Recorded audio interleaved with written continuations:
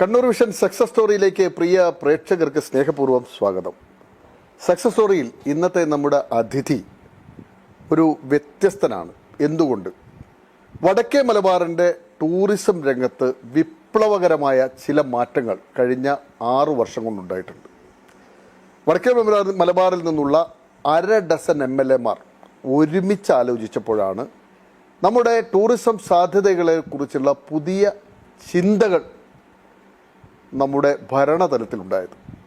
അങ്ങനെയാണ് Malabar river cruise project എന്ന് പറഞ്ഞാൽ കടലും പുഴയും മലയോരവും കൈകോർത്തുകൊണ്ടുള്ള വലിയൊരു ടൂറിസം പദ്ധതിക്ക് തുടക്കമാവുകയാണ്. ഏതാണ്ട് 325 കോടിയുടെ ഒരു പ്രൊജക്റ്റിനാണ് വടക്കേ മലബാറിൽ തുടക്കം കുറിച്ചത്. വടക്കേ മലബാർ ഒരു കാലത്ത് ടൂറിസം ഉണ്ടായിരുന്നില്ല. കേരളം ദൈവത്തിൻ്റെ സ്വന്തം നാടാണ്, ടൂറിസ്റ്റുകളുടെ പറുദീസയാണ്. പക്ഷേ അതെല്ലാം തെക്കൻ ജില്ലകളിലായിരുന്നു. കണ്ണൂരിലേക്ക് ടൂറിസം എത്തി നോക്കാൻ വഴിയൊരുക്കിയ 1/2 ഡസൻ MLAമാർക്കൊപ്പം സഞ്ചരിച്ച ആർക്കിടെക്ട് TV മധുകുമാറാണ് ഇന്ന് നമ്മോടൊപ്പം ചേരുന്നത്. മധുകുമാറിനെ പറയുമ്പോൾ ആർക്കിടെക്ട് എന്ന വിശേഷണത്തിന് അപ്പുറത്തേക്ക് നമ്മളൊന്ന് പോകേണ്ടതുണ്ട്. എന്താണത് എന്ന് പ്രേക്ഷകർ ചിന്തിക്കുന്നുണ്ടാകും. നമുക്കറിയാം, ഒരു കാലത്ത് വലിയ സാമ്രാജ്യത്വത്തിനെതിരെയുള്ള വലിയ പോരാട്ടങ്ങൾക്ക് വേദിയായ മണ്ണാണ് കണ്ണൂർ. ആ കണ്ണൂരിലെ സേലം രക്തസാക്ഷികൾ എന്നൊക്കെ നിങ്ങൾ കേട്ടിട്ടുണ്ടാവും. കണ്ണൂരിൻ്റെ മണ്ണിൽ നിന്നാണ് അവരുണ്ടായിട്ടില്ല. കാവുമ്പായി സമരവും ആ പ്രക്ഷോഭമൊക്കെ വായിക്കുന്നവരുടെ മനസ്സിൽ, കേരളത്തിൻ്റെ ചരിത്രം അറിയുന്നവരുടെ മനസ്സിൽ എപ്പോഴും ഓടിയെത്തുന്ന ഒന്നാണ് സേലം രക്തസാക്ഷികൾ, അതുപോലെ കാവുമ്പായി സമരമൊക്കെ. സാമ്രാജ്യത്വ ശക്തികൾക്കെതിരെ നടന്ന വലിയ പോരാട്ടങ്ങളായിരുന്നു. ആ പോരാട്ടങ്ങൾക്ക് നേതൃത്വം കൊടുത്ത വലിയൊരു കുടുംബത്തിലെ ഒരു കണ്ണിയാണ് നമ്മുടെ കൂടെ ഇന്നുള്ളത്. മധുകുമാർ അതുകൊണ്ട് തന്നെ വ്യത്യസ്തത നിറഞ്ഞ ഒരു വ്യക്തിത്വമാണ്. നിങ്ങൾക്കറിയാമോ എന്നറിയില്ല, ഏതാണ്ട് 80 കിലോമീറ്റർ വരുന്ന ഒരു പുഴയോരം നമുക്കുണ്ട്. ആ 80 കിലോമീറ്ററിലും നമ്മുടെ ഒരു ടൂറിസം ഡയറക്ടർ സഞ്ചരിക്കുക MLAമാർക്കൊപ്പം. എന്നിട്ട് നമ്മുടെ ടൂറിസം സാധ്യതകൾ പഠിക്കുക. ഇതിനൊക്കെ വേദി ഒരുങ്ങിയത് ഈ പ്രൊജക്റ്റിലൂടെയാണ്. അതുകൊണ്ട് തന്നെ ഈ പ്രൊജക്റ്റ് അറിയണം. മധുകുമാർ എന്ന വ്യക്തി രൂപപ്പെട്ടത് എങ്ങനെ എന്നറിയണം. കൗമ്പായി പ്രക്ഷോഭ കാലഘട്ടത്തിൽ അന്ന് നിറഞ്ഞു നിന്ന കുടുംബത്തിലെ ഇളമുറക്കാരനിലൂടെ നമുക്കൊന്ന് സഞ്ചരിക്കാം. അദ്ദേഹത്തിൻ്റെ സങ്കല്പങ്ങൾ, അദ്ദേഹത്തിൻ്റെ കലാകാരനെയൊക്കെ നമുക്കൊന്ന് പഠിക്കാം. പ്രേക്ഷകർക്കും ഒപ്പം മധുകുമാറിനും സക്സസ് സ്റ്റോറിയിലേക്ക് സ്വാഗതം.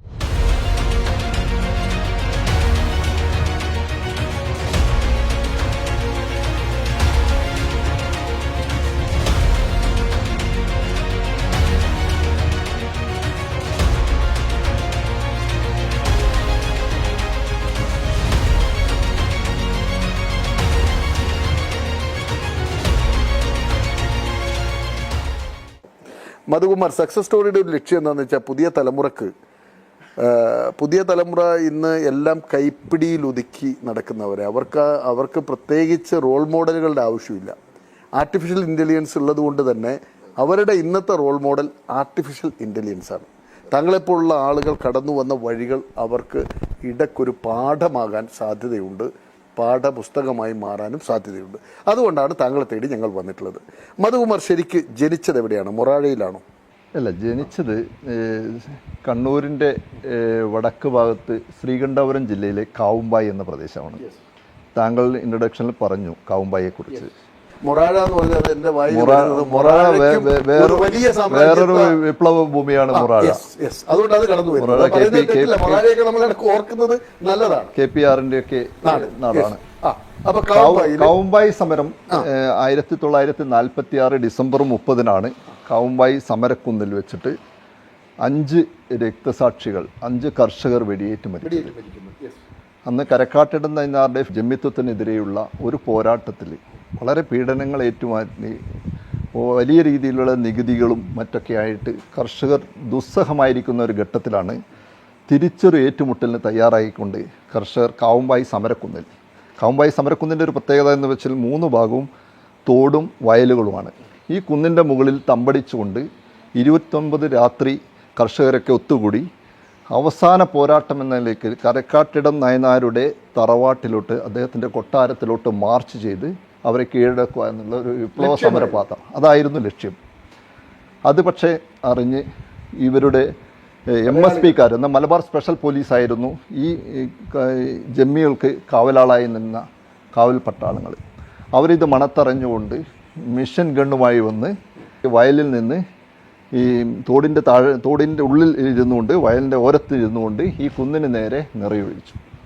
അതാണ് ആ സമരം. അന്ന് അഞ്ച് കർഷകർ അവിടെ കടഞ്ഞുകൂടെ മരിച്ചു. ഇതൊക്കെ താങ്കൾ എന്തായാലും നേരിട്ട് അനുഭവിച്ച കാര്യങ്ങളല്ലല്ലോ. അല്ലല്ല, എങ്ങനെയാണ് താങ്കളുടെ എന്റെ കുടുംബം, ഈ സമര പോരാളികളും താങ്കളും തമ്മിലുള്ള റിലേഷൻഷിപ്പ് എന്താണെന്നുള്ളതാണ് ആദ്യം അറിയുന്നത്. എന്റെ കുടുംബമായിട്ടുള്ള ബന്ധം ഞാൻ എങ്ങനെയാണ്? എന്റെ അച്ഛൻ്റെ അച്ഛൻ മുത്തശ്ശൻ തളിയൻ രാമൻ നമ്പ്യാർ ഈ സമര നേതാവായിരുന്നു.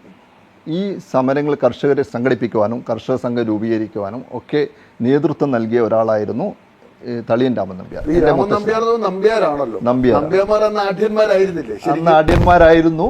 കരക്കാട്ടടൻ നയനാരോട് അദ്ദേഹം ഒരു സൗഹൃദ ബന്ധം സ്ഥാപിച്ച ഒരു വ്യക്തിയായിരുന്നു.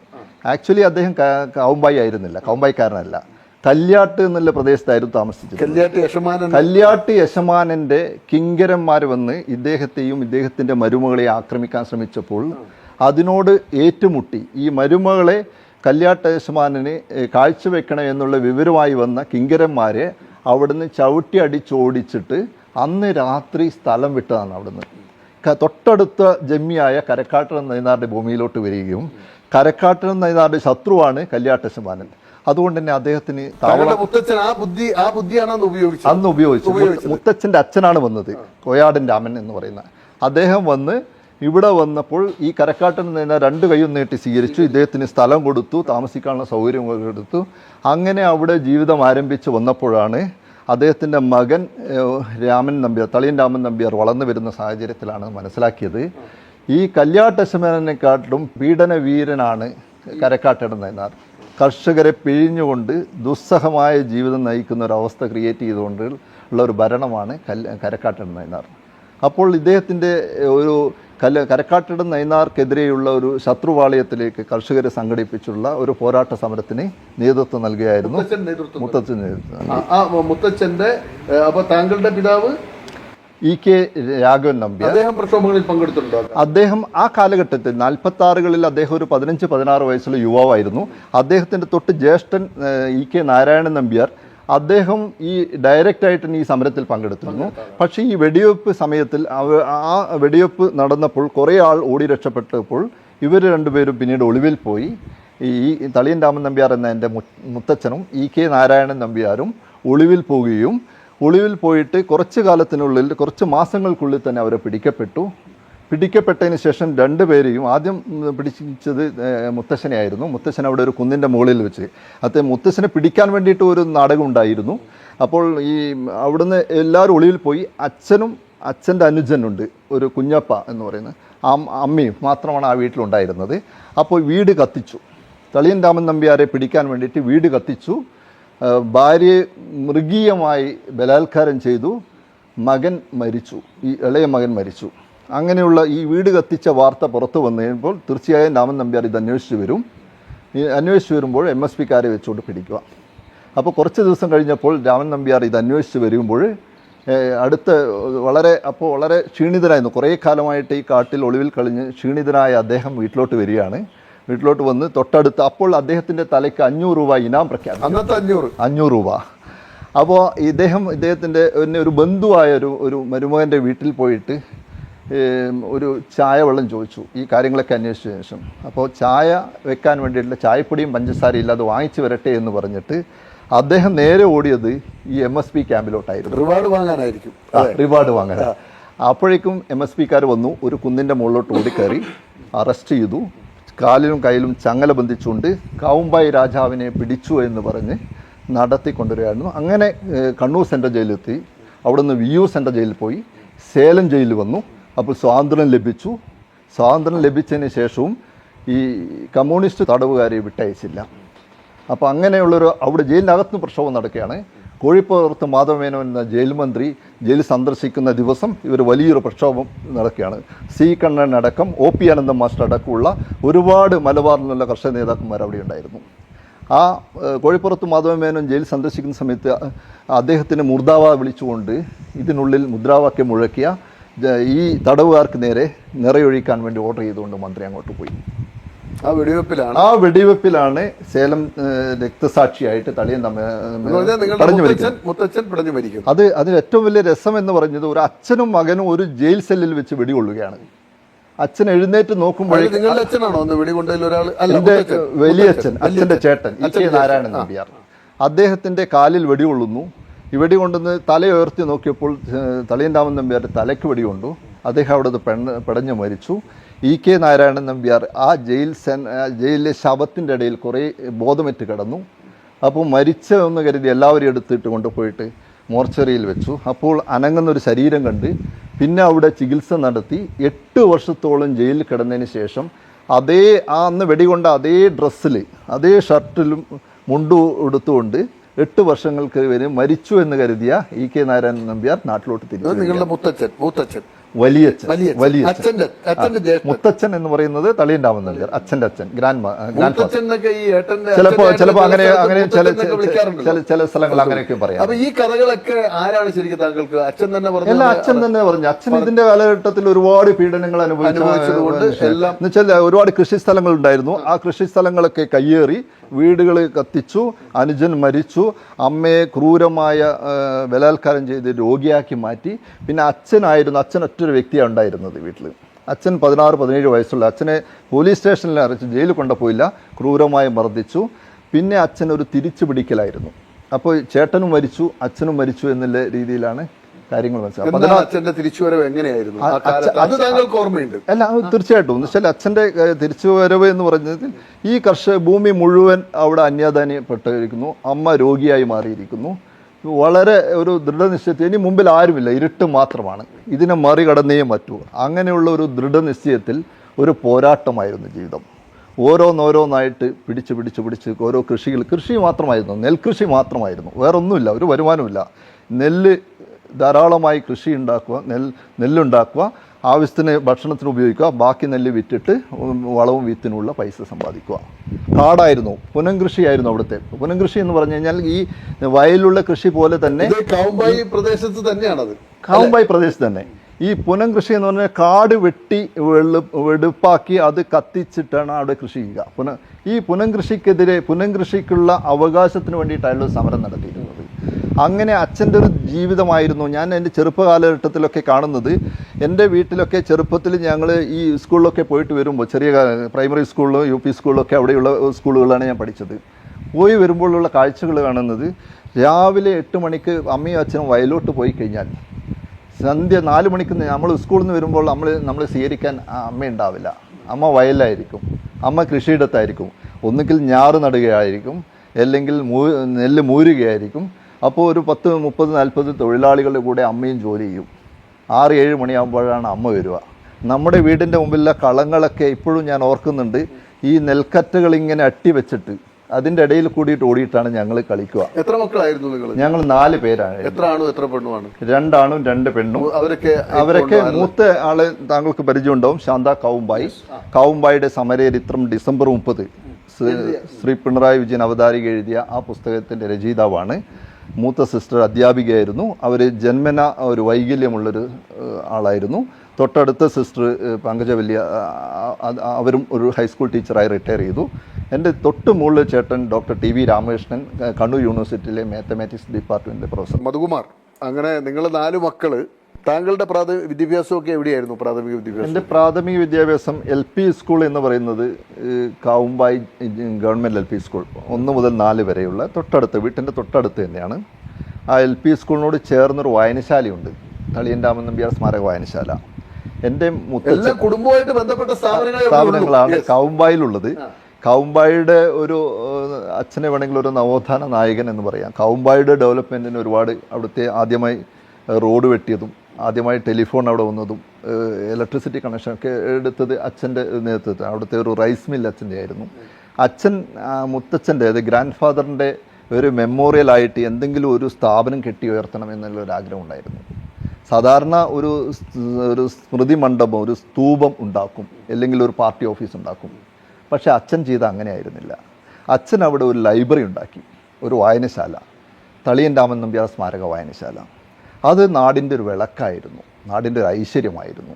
ഒരുപാട് പ്രഗത്ഭന്മാരെ സൃഷ്ടിച്ച ശാസ്ത്ര സാഹിത്യ പരിഷത്തിൻ്റെ പ്രസിഡന്റ് കാവുമ്പായി ബാലകൃഷ്ണനും പ്രശസ്ത എഴുത്തുകാരനായ ഡോക്ടർ കേണൽ കാവുമ്പായി ജനാർദ്ദൻ അടക്കം, എൻ്റെ brother doctor T V Ramakrishnan, colonel ജനാർദ്ദൻ്റെ brother doctor Vijayan, doctor Gireeshan, അങ്ങനെ ഒത്തിരി ആൾക്കാരെ കാവുമ്പായി ഒന്ന് ഗ്രാമത്തിൽ ഇത്ര പ്രഗത്ഭരായ മനുഷ്യരെ വാർത്തെടുക്കാൻ ഈ വായനശാല സാധിച്ചു. താങ്കൾ ഈ വായനശാല എങ്ങനെയാ സ്വാധീനിച്ചത്? ഞാൻ ശരിക്കും പറഞ്ഞാൽ നമ്മുടെ ചെറുപ്പകാലത്ത് ഒരു തൊഴിലധിഷ്ഠിത വിദ്യാഭ്യാസം എന്നൊക്കെ പറയാം, തൊഴിൽ ചെയ്തുകൊണ്ട് പഠിക്കണം എന്നാണ് അച്ഛൻ്റെ ഒരു നിർദ്ദേശം. അപ്പം ഞങ്ങൾക്ക് ഫ്രീ ടൈം ഉള്ള സമയത്ത് ഞങ്ങളെ കളിക്കാൻ വിടില്ല. ഞങ്ങൾക്ക് ഒരുപാട് ജോലികളാണ്. വയലിൽ പണിയെടുക്കുന്നവർക്ക് കഞ്ഞിയും വെള്ളവും ഭക്ഷണം കൊണ്ട് കൊടുക്കണം. അതേപോലെ ഈ വിത്തിടുന്ന സമയത്ത് ഈ പ്രാവുകൾ വന്ന് ഈ വിത്ത് കൊത്തിക്കൊണ്ട് പോകുന്നതിന് പകരം നമ്മൾക്കവിടെ ഈ ചെണ്ട കൊട്ടണം. ചെണ്ട കൊട്ടുക പറഞ്ഞാൽ ചെണ്ടയല്ല, ഈ പ്രാവുകൾ വന്ന് ഈ വിത്തെടുത്ത് കൊണ്ട് പോകുമ്പോൾ അതിനെ ഓടിക്കാൻ വേണ്ടി പഴയ ഈ വെളിച്ചെണ്ണ ടിന്നെടുത്തിട്ട് ഞങ്ങളൊരു ഏറുമാടും ഉണ്ടാക്കും. ഏറുമാടും ഉണ്ടാവും വയലിൻ്റെ ഇടയിൽ. രണ്ട് സമയങ്ങളാണ്. ഒന്ന് വിളഞ്ഞിരിക്കുന്ന ഈ നെൽവിത്തുകൾ നെൽമണികൾ തിന്നാൻ വരുന്ന പക്ഷികൾ ഓടിക്കാം. അതുപോലെ ഈ വിത്തുകൾ വിതറിക്കഴിഞ്ഞ് കഴിഞ്ഞാൽ അത് പെറുക്കിക്കൊണ്ട് പോകുന്നു. ഈ രണ്ട് സമയത്തും ആ ജോലി ഞങ്ങൾക്കാണ്. ഞങ്ങൾ ഈ ഏറുമാണ്. ഞങ്ങൾക്ക് ഭയങ്കര രസകരമായ അനുഭവമാണത്. ഇങ്ങനെ വിശാലമായ വയലുകൾ, കാവുമ്പായി സമരക്കുന്നിൻ്റെ താഴെയുള്ള വിശാലമായ വയലുകളിൽ 1-2 ഏക്കർ സ്ഥലം അച്ഛനുണ്ട്. ആ വയലിൻ്റെ നടുവിൽ ഞങ്ങളൊരു ഏറുമാടം കെട്ടിയിട്ട് അതിൻ്റെ മേലെ 2 പലക വെച്ച് അതിൻ്റെ മേലെ ഇരിക്കും. അതിൻ്റെ മുകളിലൊരു ഓല കൊണ്ടൊരു ഷെയ്ഡുണ്ടാക്കും. അതിന് 2 പറമ്പ് ഒരു 2-3 വയലിനപ്പുറം ഗണേശനുണ്ടാവും. അച്ഛൻ്റെ ചേട്ടൻ്റെ മകൻ ഗണേശൻ്റെ ഏറുമാടും ഉണ്ടാവും. തൊട്ടപ്പുറത്ത് ഗിരീശൻ്റെ ഉണ്ടാവും. ഇവിടെ ഇരുന്നിട്ട് ഞങ്ങൾ പുസ്തകം എടുത്ത് പോകണം, വായിക്കുകയും ചെയ്യണം. ഈ ഇടവേളകൾ എന്ന് വെച്ചാൽ അവിടെ ചെണ്ട കൊട്ടുമ്പോൾ ഇങ്ങോട്ടേക്ക് പക്ഷികൾ പാറി വരും. അപ്പം ഞങ്ങൾ ഇവിടെ നിന്ന് ശബ്ദം ഉണ്ടായിക്കൊണ്ടിരിക്കും. അങ്ങോട്ട് പോകണം. ഇതാണ് ഒഴിവുകാലങ്ങളിൽ ഇതൊക്കെ ഓരോ നമ്മളൊരു 13-14 വയസ്സ് വരെ 10ാം ക്ലാസ് വരെ പഠിച്ചിട്ടില്ല. 7ാം ക്ലാസ് വരെയാണ്. കാവുമ്പായി LP സ്കൂളിൽ നിന്ന് 4ാം ക്ലാസ് വരെ വിദ്യാഭ്യാസം കഴിഞ്ഞ് നെടുങ്ങോം, തൊട്ടടുത്ത ഗ്രാമമായ നെടുങ്ങോം UP സ്കൂളിൽ നിന്ന് 5, 6, 7 അത് കഴിഞ്ഞതിന് ശേഷമുള്ളതാണ് എൻ്റെ ജീവിതത്തിൽ ഒരു വഴിത്തിരിവായത്. അത് പറഞ്ഞാൽ അന്ന് ടാഗോർ വിദ്യാനികേതൻ എന്ന് പറയുന്ന ഒരു സ്കൂളുണ്ട് തളിപ്പറമ്പിൽ. കേരളത്തിലെ ഏക വിദ്യാലയം. അതൊരു എൻട്രൻസ് എഴുതി കുട്ടികളെ സെലക്ട് ചെയ്യുന്നത്. ഇപ്പോൾ അത് എടുത്തു കളഞ്ഞു. അപ്പൊ തൃശ്ശൂർ തൊട്ട് ഇങ്ങ് കാസർഗോഡ് വിവാദങ്ങളൊക്കെ ഉണ്ടായിരുന്നു. ഹൈക്കോടതി വരെ ഇട്ടിട്ടാണ് ഈ എൻട്രൻസ്. അത് ഗവൺമെന്റ് സ്കൂളാണ്. അത് അന്ന് കണ്ണൂർ കളക്ടറായിരുന്ന R. രാമേന്ദ്രൻ നായർ ഇനീഷ്യേറ്റീവ് എടുത്തത്. അന്ന് നമ്മളൊരു PSPയുടെ MLA ആയ PM കുഞ്ഞിരാമൻ നമ്പ്യാരോ അവർ രണ്ടുപേരും ലീഡർഷിപ്പ് എടുത്തുകൊണ്ട് അന്നൊരു പ്രഗത്ഭനായ ഒരു ഹെഡ് മാസ്റ്റർ ഉണ്ടായിരുന്നു, VC കരുണാകരൻ നമ്പ്യാർ. അദ്ദേഹത്തിൻ്റെ നേതൃത്വത്തിൽ ഒരു ചെറിയ സ്കൂളായി തുടങ്ങിയാണ്. അത് പിന്നീട് വലിയ ഒരു 2 നില കോൺക്രീറ്റ് ബിൽഡിംഗ്. ഞാൻ അവിടെ അഡ്മിഷനായിട്ട് എൻട്രൻസ് എക്സാം എഴുതണം. എൻ്റെ ബ്രദർ ആദ്യം എഴുതി. അച്ഛൻ്റെ ഒരു വലിയ ആഗ്രഹമായിരുന്നു. അച്ഛൻ 4ാം ക്ലാസ് വിദ്യാഭ്യാസം ഉണ്ടായിരുന്നത്, അമ്മയ്ക്ക് 2ാം ക്ലാസ് വിദ്യാഭ്യാസം. കൃഷി മാത്രം അവർക്ക് ഒരു മറ്റ് വായിക്കാൻ അറിയാം, മറ്റു കാര്യങ്ങളൊന്നും അറിയില്ല. പക്ഷേ വിദ്യാഭ്യാസത്തിൻ്റെ പ്രത്യേകത അച്ഛൻ അറിയാമായിരുന്നു. കാരണം ജയിലിരുന്നിട്ട് ഏട്ടൻ കുറേ കാര്യങ്ങൾ പഠിച്ചിരുന്നു. പക്ഷേ ആ അവസരം പോലും ഈ 13-14 വയസ്സിൽ വീടിൻ്റെയും ഈ കൃഷിയുടെയും ഉത്തരവാദിത്തം ഏറ്റെടുത്തുകൊണ്ട് അച്ഛന് ചെയ്യാൻ പറ്റില്ല. അപ്പോൾ മക്കൾക്ക് നല്ല വിദ്യാഭ്യാസം കൊടുക്കുക എന്നുള്ള അച്ഛൻ്റെ ഒരു ലക്ഷ്യമായിരുന്നു. അങ്ങനെ ടാഗോർ എന്നൊരു സ്കൂളിനെ കുറിച്ച് കേട്ടിട്ട് അവിടെ എൻട്രൻസ് ഉണ്ട്, എൻ്റെ മകനെ എന്തായാലും എൻട്രൻസ് ക്വാളിഫൈ ചെയ്യിപ്പിക്കണം എന്ന് പറഞ്ഞു. അന്ന് എൻട്രൻസ് കോച്ചിങ് ഒക്കെ ഉണ്ട് എന്ന് കേട്ടു. പക്ഷേ ഞങ്ങൾക്കതൊന്നും കിട്ടില്ല. ഗ്രാമത്തിൽ നിന്ന് ഞങ്ങൾ പോകുന്നു, തളിപ്പറമ്പിൽ പോകുന്നു. തളിപ്പറമ്പിൽ ഒരു കുന്നിൻ്റെ മുഖത്ത് ഭയങ്കര പ്രൗഢഗംഭീരമായൊരു കെട്ടിടമാണ് അന്ന് രാമേന്ദ്രൻ നായരുടെ നേതൃത്വത്തിൽ PM കുഞ്ഞിരാമൻ നമ്പ്യാർ MLAയുടെ ലീഡർഷിപ്പിൽ പണിതുയർത്തിയത്. അതിൻ്റെ അഡ്വൈസറി ബോർഡിൻ്റെ ചെയർമാൻ കണ്ണൂർ കലക്ടറായിരിക്കും. അപ്പോൾ കണ്ണൂർ കലക്ടർ പങ്കെടുത്തുകൊണ്ടുള്ളൊരു മീറ്റിംഗ് ചിലപ്പോൾ കാണാം. ഞങ്ങളവിടെ പഠിക്കുന്ന സമയത്ത് ഒരുപാട് കാറുകൾ അങ്ങനെ വരികയാണ്. കാവുമ്പായി ഞാൻ കാറ് കണ്ടിട്ടില്ല, കോൺക്രീറ്റ് വീടുകൾ കണ്ടിട്ടില്ല, കോൺക്രീറ്റ് കെട്ടിടങ്ങൾ കാണാത്ത സമയത്താണ് ഈ 12-13 വയസ്സുള്ള ഞാൻ ഈ എൻട്രൻസ് എഴുതി ഈ സ്കൂളിലോട്ട് പോകുന്നത്. അവിടെ സ്കൂളിൽ തന്നെയാണ് താമസം. 8ാം ക്ലാസ്സിലോട്ട് അങ്ങനെ ഒരു സ്കൂൾ നമുക്ക് ആലോചിക്കാൻ ഭയങ്കര ഒരു കാര്യമായിരുന്നു. അപ്പൊ എൻ്റെ സഹപാഠികളായി ഷൊർണൂരിൽ നിന്നും കാലിക്കറ്റിൽ നിന്നും കാസർഗോഡ് നിന്നും ഒക്കെ കുട്ടികൾ, സ്റ്റേറ്റിന്റെ വിവിധ, അതായത് തൃശ്ശൂരോട്ട് ഇങ്ങോട്ടുള്ള കുട്ടികളൊക്കെ ഈ എൻട്രൻസിൽ പങ്കെടുത്തു. എന്ന് വെച്ചാൽ മുഴുവൻ പേർക്കും ഡിസ്റ്റിങ്ഷൻ കിട്ടുന്നു. 8ാം ക്ലാസ്സിൽ 5ാം ക്ലാസ്സിലോട്ട് 8ാം ക്ലാസ്സിലും എൻട്രൻസ് ഉണ്ട് അവിടെ. 5ാം ക്ലാസ് മുതൽ 10ാം ക്ലാസ് വരെയുള്ള കുട്ടികൾ അവിടെ പഠിക്കുന്നുണ്ട്. അപ്പൊ അങ്ങനെയുള്ള ഒരു മാതൃകാ വിദ്യാലയത്തിലാണ് എൻ്റെ 10ാം ക്ലാസ് വരെ. അതിനുശേഷം ആ പഠന കാലഘട്ടത്തിൽ താങ്കൾക്ക് അന്നേരം വിദ്യാർത്ഥി രാഷ്ട്രീയം ഉണ്ടോ ആ കാലഘട്ടത്തിൽ? ഇല്ലില്ല, അവിടെ രാഷ്ട്രീയമൊന്നുമില്ലായിരുന്നു. അവിടെ ഞങ്ങൾ പഠിക്കുന്ന സമയത്ത് ഞങ്ങളെ സ്വാധീനിച്ചൊരു അധ്യാപകൻ ഉണ്ടായിരുന്നു, ഒരു കെമിസ്ട്രി അധ്യാപകൻ കൃഷ്ണൻ മാഷ്. അദ്ദേഹം തലശ്ശേരിക്കാരനാണ്, ധർമ്മട സ്വദേശിയാണ്. ഇപ്പം 10-12 വയസ്സുണ്ടാവും. ഇപ്പോഴും അദ്ദേഹം സ്വന്തമായ ഭക്ഷണത്തിനുള്ള കൃഷി ചെയ്തുണ്ടാക്കുന്ന ഒരു കർഷകൻ കൂടിയായിരുന്നു, കെമിസ്ട്രി പഠിപ്പിക്കുന്ന അധ്യാപകൻ. അപ്പോൾ 100 ഏക്കർ സ്ഥലം കുറുമാത്തൂർ നമ്പൂതിരിപ്പാട് ദാനം ചെയ്ത ഒരു സ്ഥലത്താണ് ഈ സ്കൂൾ കെട്ടിടമായിരുന്നു. പാറ പ്രദേശമായിരുന്നു. അപ്പോൾ ഞങ്ങൾ ഹോസ്റ്റലാണ് താമസിക്കുന്നത്. അപ്പോൾ ഞങ്ങൾ എല്ലാ ഒഴിവ് ദിവസങ്ങളും ശനി ഞായർ ഈ പാറ കൊത്തിക്കിളച്ച് അതിൻ്റെ അകത്ത് മണ്ണിട്ടിട്ട് ആ പറമ്പ് മുഴുവൻ പശുക്കളെ ഉണ്ടായിരുന്നു. ഈ പശുക്കളുടെ ചാണകം വാരി കൊണ്ടുപോയിട്ട് കൃഷി ചെയ്ത് ഞങ്ങളന്ന് ഹോസ്റ്റലിലെ ഭക്ഷണത്തിന് വേണ്ട മുഴുവൻ പച്ചക്കറികളും ഉണ്ടാക്കുമായിരുന്നു. അപ്പോൾ ഞങ്ങൾക്കൊരു മാസത്തിൽ വരുന്ന ഹോസ്റ്റൽ ഫീ അന്ന് 55-60 രൂപയായിരുന്നു. 82 കാലഘട്ടത്തിലെ കാര്യങ്ങളാണ് പറയുന്നത്. അന്ന് എനിക്ക് ഈ കൃഷിയോടും സ്വന്തമായി വസ്ത്രങ്ങൾ അലക്കുവാനും സ്വന്തമായി എല്ലാ കാര്യങ്ങളും ചെയ്യാനുള്ള ഒരു ട്രെയിനിങ് കിട്ടിയത് ഈ ടാഗോറിലെ താമസം കൊണ്ടാണ്. ടാഗോറിലെ പ്രത്യേകിച്ചും ഈ PK കൃഷ്ണൻ മാഷ് എന്ന അധ്യാപകൻ, അദ്ദേഹം ഇത് കാണുന്നുണ്ടെങ്കിൽ വളരെ സന്തോഷം. അദ്ദേഹത്തിൻ്റെ ഒരു സപ്പോർട്ട് എൻ്റെ ജീവിതത്തിൽ അങ്ങോട്ടേക്ക് ഒരു വഴികാട്ടിയായിട്ട് മാറും. ഒരുപാട് മാതൃകാ അധ്യാപകർ. 10ാം ക്ലാസ് അന്ന് 92% മാർക്ക് കിട്ടിയിരുന്നു. മോശമില്ലാതൊരു മാർക്കാണ് സ്കോർ ചെയ്യാൻ പറ്റിയത്. അത് കഴിഞ്ഞതിന് ശേഷം പ്രീ ഡിഗ്രി വിദ്യാഭ്യാസം. അപ്പോൾ മാത്സിനോട് എനിക്ക് വല്ലാതൊരു താല്പര്യം ഉണ്ടായിരുന്നു. അത് മാത്സിനോട് താല്പര്യം ചെറുപ്പകാലം മുതലേ ഉണ്ട്. മാത്സ് ഒരു എഞ്ചിനീയർ ആവുക എന്നുള്ളൊരു ലക്ഷ്യം എൻ്റെ മനസ്സിൽ എവിടെയോ ഉണ്ടായിരുന്നു. ആർക്കിടെക്ചർ അതായത് ഞാൻ പറയാം, അതിൻ്റെ സ്റ്റോറി പറയാം. അപ്പോൾ ഞാൻ പയ്യന്നൂർ ഏറ്റവും നല്ല മാത്സ് ഡിപ്പാർട്ട്മെൻറ്റ് എന്ന് പറഞ്ഞ് നമ്മുടെ സഹോദരി ഈ ഹാൻഡിക്യാപ്ഡായ സിസ്റ്റേഴ്സ് TV ശാന്ത കാവുമ്പായി, അവരായിരുന്നു എനിക്കൊരു ഗൈഡൻസ് തന്നത്. കാരണം അവർ 4ാം ക്ലാസ് വിദ്യാഭ്യാസം കഴിഞ്ഞ് വീട്ടിലിരിക്കുകയായിരുന്നു. അപ്പോൾ ഞാനും തമ്മിലൊരു 15 വയസ്സിൻ്റെ വ്യത്യാസമുണ്ട്. ഒരു 10-23-25 വയസ്സുള്ള ഈ മൂത്ത ചേച്ചിയാണ് ഈ ലൈബ്രറിയിൽ പോയിട്ട് എല്ലാ ദിവസവും പുസ്തകം എടുത്ത് വായിക്കാൻ എന്നെ ഏട്ടനെയും പ്രേരിപ്പിക്കുക. അപ്പോൾ 1-2 ദിവസം കൊണ്ട് പുസ്തകം വായിക്കും. അങ്ങനെ ഒരു 1000-ഓളം പുസ്തകങ്ങൾ ഞങ്ങളൊരു UP സ്കൂൾ പഠിക്കുമ്പോൾ തന്നെ വായിച്ചിട്ടുണ്ട്. കാവുമ്പായി സ്കൂളിൽ പഠിക്കുമ്പോഴത്തേക്ക് 1000 പുസ്തകം എല്ലാ ദിവസവും പുസ്തകം വായിക്കുകയും 2 ദിവസത്തിനുള്ളിൽ അത് വായിച്ചിട്ട് ഞങ്ങൾ അതാണ് കാവുമ്പായിലെ എൻ്റെ മാത്രം സൗഭാഗ്യമല്ല. അന്ന് ഈ കാവുമ്പായിലുള്ള മുഴുവൻ ചെറുപ്പക്കാരും ചെയ്യുന്ന രീതികളായിരുന്നു അത്. പുസ്തക വായന, PSC കോച്ചിങ്, ചെസ് കളിക്കുക. ആ കാലഘട്ടത്തിൽ ഈ 80കളുടെ കാലഘട്ടത്തിൽ അവിടെയാണ് ഞാൻ പറഞ്ഞത് ഈ കാവുമ്പായി ബാലകൃഷ്ണ അടക്കമുള്ള ഒരുപാട് പ്രതിഭകൾക്ക് രൂപം കൊടുത്ത ഒരു പ്രദേശമാണ് കാവുമ്പായി എന്ന് പറയുന്നത്. അവിടുന്ന് പ്രീ ഡിഗ്രിക്ക് പോവുകയാണ്. പ്രീ ഡിഗ്രിക്ക് പയ്യന്നൂർ കോളേജിൽ പോകുന്നു. ആ പ്രീ ഡിഗ്രിയിൽ നല്ലൊരു റിസൾട്ട് കാഴ്ചയൊക്കെ എനിക്ക് മാത്സിൽ ഫുൾ മാർക്ക് കിട്ടി. അതൊരു സന്തോഷം ഉണ്ടായിരുന്നു. ഈ മാത്സിനോടുള്ള സ്നേഹമാണ് പറയുന്നത്. പ്രീ ഡിഗ്രി കഴിഞ്ഞതിന് ശേഷം ഒരു എഞ്ചിനീയറിംഗിനെ കുറിച്ചുള്ള ഒരു എൻട്രൻസ്, വീണ്ടും ഒരു എൻട്രൻസ് പോവുകയാണ്. 10ാം ക്ലാസ്സിൽ ഞാൻ 8ാം ക്ലാസ്സിൽ ഒരു എൻട്രൻസ് പ്രീ ഡിഗ്രിക്ക് വേണ്ടി എഞ്ചിനീയറിങ്ങിന് വേണ്ടിയിട്ടുള്ള ഒരു എൻട്രൻസിന് വേണ്ടിയിട്ട് അച്ഛൻ പറഞ്ഞു എൻട്രൻസ് എഴുതണം. അപ്പോൾ എൻട്രൻസ് എഴുതുമ്പോൾ എനിക്കറിയില്ല ഏതൊക്കെ ബ്രാഞ്ചുകളാണ് എഞ്ചിനീയറിംഗ് എന്ന് വെച്ചാൽ. അന്ന് എൻ്റെ നാട്ടിലെ എൻ്റെ ഗ്രാമത്തിലെ ആദ്യത്തെ എഞ്ചിനീയറിംഗ് എൻട്രൻസ് എഴുതുന്ന ഒരാളാണ് ഞാൻ. ആ ഗ്രാമത്തിൽ കാവുമ്പായിലെ ഈ ടാഗോറിലെ എൻട്രൻസ് എഴുതി കിട്ടിയ അതിലും ആദ്യത്തെ ഒരാളായിരുന്നു. അപ്പോൾ എഞ്ചിനീയറിങ്ങിനെ കുറിച്ച് പോകുമ്പോൾ അച്ഛന് കുറച്ച് സങ്കല്പങ്ങൾ ഉണ്ടായിരുന്നു. അച്ഛന് അവിടെ ഒരു മൃഗാശുപത്രി ഉണ്ടായിരുന്നു. അച്ഛൻ്റെ കെട്ടിടത്തിൽ ഒരു മൃഗാശുപത്രി വർക്ക് ചെയ്യുന്നുണ്ടായിരുന്നു. ഈ മൃഗാശുപത്രിക്ക് എല്ലാ വർഷവും ഫിറ്റ്നസ് വേണം. അപ്പോൾ ഈ വിദ്യാഭ്യാസമൊന്നുമില്ലാതെ അച്ഛൻ ഈ PWD ഓഫീസിൽ വരാന്തയിൽ പോയില്ലെങ്കിൽ കാത്തിരിക്കുമ്പോൾ ഈ അസിസ്റ്റൻറ്റ് എഞ്ചിനീയർ, അന്ന് വലിയ പ്രമാണിയായിരുന്നു അസിസ്റ്റൻറ്റ് എഞ്ചിനീയർ, അദ്ദേഹം അച്ഛനെ മൈൻഡ് ചെയ്യില്ല. മണിക്കൂറുകളോളം ഈ വരാന്തയിൽ ഇരുത്തിയിട്ട് പലപ്പോഴും പല കാരണങ്ങൾ പറഞ്ഞ് തിരിച്ചയച്ച്. അപ്പോൾ അച്ഛൻ അന്നൊരു ബോധം ഉണ്ടായിരുന്നു, എൻ്റെ മകനെ ഇതുപോലൊരു എഞ്ചിനീയർ ആക്കണം.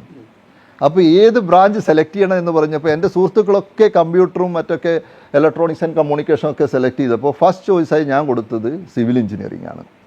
അപ്പോൾ സിവിൽ എഞ്ചിനീയറിംഗ് പഠിച്ചു കഴിഞ്ഞാൽ അച്ഛൻ്റെ ഉദ്ദേശം PWD എഞ്ചിനീയർ ആക്കാം, പിന്നെ എൻ്റെ മൃഗാശുപത്രിക്ക് ഫിറ്റ്നസ്സിന് വേണ്ടിയിട്ട് അതായിരുന്നു അച്ഛൻ്റെ ലക്ഷ്യം.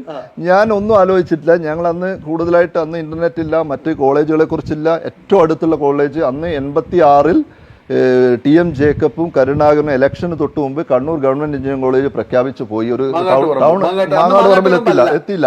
കണ്ണൂർ ടൗൺ ഹൈസ്കൂളിലെ ക്വാഡയെടുത്ത മുറികളിൽ വലിയ ഞങ്ങൾ നാഷണൽ ഹൈവേയിൽ ബോർഡ് വെച്ചിട്ട് ക്ലാസ് എടുത്ത് സമരം ചെയ്ത് ഓർമ്മയുണ്ടല്ലോ. അങ്ങനെ ഈ എൻട്രൻസ് എഴുതുന്നു, ഞാൻ ക്വാളിഫൈ ചെയ്യുന്നു, ഞാൻ സിവിൽ എഞ്ചിനീയർ ആവുന്നു, സിവിൽ എഞ്ചിനീയറിംഗ് പോകുന്നു. സിവിൽ എഞ്ചിനീയറിംഗ് പോയപ്പോഴാണ് എൻ്റെ ഏറ്റവും വലിയ, ഞങ്ങൾക്ക് വലിയ പ്രതീക്ഷയായിരുന്നു. ടാഗോർ വിദ്യാനികേതനിലും പയ്യന്നൂർ കോളേജിലും പഠിച്ച് ഞാൻ ഒരു വലിയൊരു കോളേജ് സ്വപ്നം കണ്ട് പോകുന്നത് ഒരു ചെറിയ ഈ എഞ്ചിനീയറിംഗ് കോളേജ് എന്ന് പറയുന്ന ചെറിയ കോളേജ്, ടൗൺ ഹൈസ്കൂളിൻ്റെ നല്ല കോൺക്രീറ്റ് ബിൽഡിംഗ് ഒക്കെ ടൗൺ ഹൈസ്കൂളിലെ വിദ്യാർത്ഥികൾക്ക് അവർ അബാൻഡൻ ചെയ്ത കുറച്ച് ഓടിട്ട മുറികൾ, 4-5 മുറികളിലാണ് അന്ന് കോളേജ് തുടങ്ങിയിരുന്നത്. അന്ന് ഇലക്ഷന് മുമ്പേ പെട്ടെന്ന് അതൊരു കണ്ണൂരിനൊരു കോളേജ് കൊടുത്തു എന്നുള്ള പ്രഖ്യാപനമായിട്ട് പോയി. ഒരു സംവിധാനവും ഇല്ല. ഞങ്ങൾ ഒരു S1S2 അവിടെ ജോയിൻ ചെയ്തപ്പോൾ തന്നെ സമരസമിതി രൂപീകരിച്ചു. വലിയ പ്രക്ഷോഭങ്ങൾ, ഞങ്ങളെ നിരാഹാര സമരം അടക്കം കണ്ണൂർ കലക്ടറേറ്റിന്റെ മുമ്പിലോട്ട് ഞങ്ങളെ ക്ലാസ് മുറികളൊക്കെ കോളേജ് കിട്ടുന്നത്. അങ്ങ് മാങ്ങാട്ട് ബാച്ചാണ് നിങ്ങൾ, ഫസ്റ്റ് ബാച്ച്, കണ്ണൂർ എഞ്ചിനീയറിംഗ് കോളേജിലെ ഫസ്റ്റ് ബാച്ച് എന്ന് ഫസ്റ്റ് അപ്രോച്ചിൽ തന്നെ സംഭവം പാസ്സായി വന്നോ? പേപ്പർ ബാക്കി എല്ലാം ക്വാളിഫൈ. അത് ആ കാലഘട്ടത്തിൽ ഞങ്ങൾക്ക് പക്ഷെ ഒരു സൗകര്യം ഉണ്ടായിരുന്നു. റീജിയണൽ എഞ്ചിനീയറിംഗ് കോളേജ് RECയിൽ ഞങ്ങൾക്ക് വേണ്ടിയിട്ട്, മുക്കത്തുള്ള RECയിൽ എല്ലാ വീക്കെൻഡിലും ഞങ്ങൾക്ക് ഹോളിഡേ ഇല്ല, സാറ്റർഡേ സൺഡേ ഇല്ല. ഞങ്ങൾക്ക് 2 ബസ് തന്നിരുന്നു, നമ്മുടെ ലക്ഷറി ബസ്.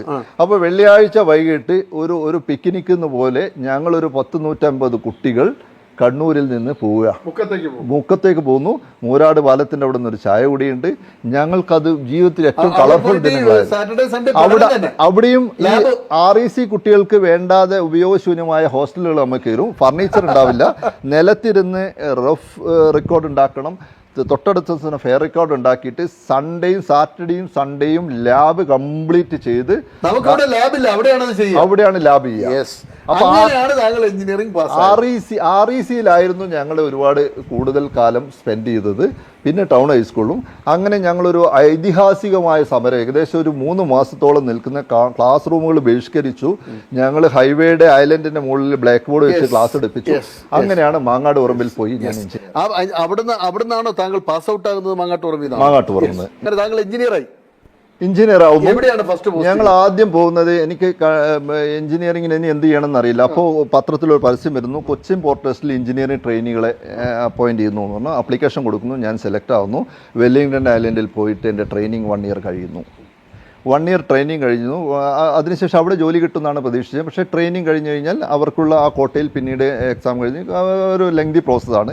ഞാൻ അതൊന്നൊക്കെ ഉപേക്ഷിച്ചുകൊണ്ട് അവിടെ എന്നെ ഒരു ഫ്ലാറ്റ് ബിൽഡേഴ്സിന്റെ കൂടെ ഞാൻ വർക്ക് ചെയ്തു. സ്വകാര്യ സ്ഥാപനത്തിൽ കൂടി. അവിടെ ഞാൻ സിവിൽ എഞ്ചിനീയർ ആയിട്ട് കൂടി 3-4 വർഷം. അത് കഴിഞ്ഞതിന് ശേഷമാണ് ഞാൻ കണ്ണൂരിലോട്ട് തിരിച്ചു വരണം എന്നൊരു ആഗ്രഹം ഉണ്ടായിരുന്നത്. അങ്ങനെ വീണ്ടും ഞാനൊരു 95-96 ആവുന്നതോടുകൂടി കണ്ണൂരിലോട്ട് പോയിരുന്നു. ആ സമയം തന്നെ കൊച്ചിക്കാലം ഗംഭീരമായിരുന്നു. ഫ്ലാറ്റുകളുടെ ഒരു ബൂം ഉണ്ടായിരുന്ന സമയത്തായിരുന്നു.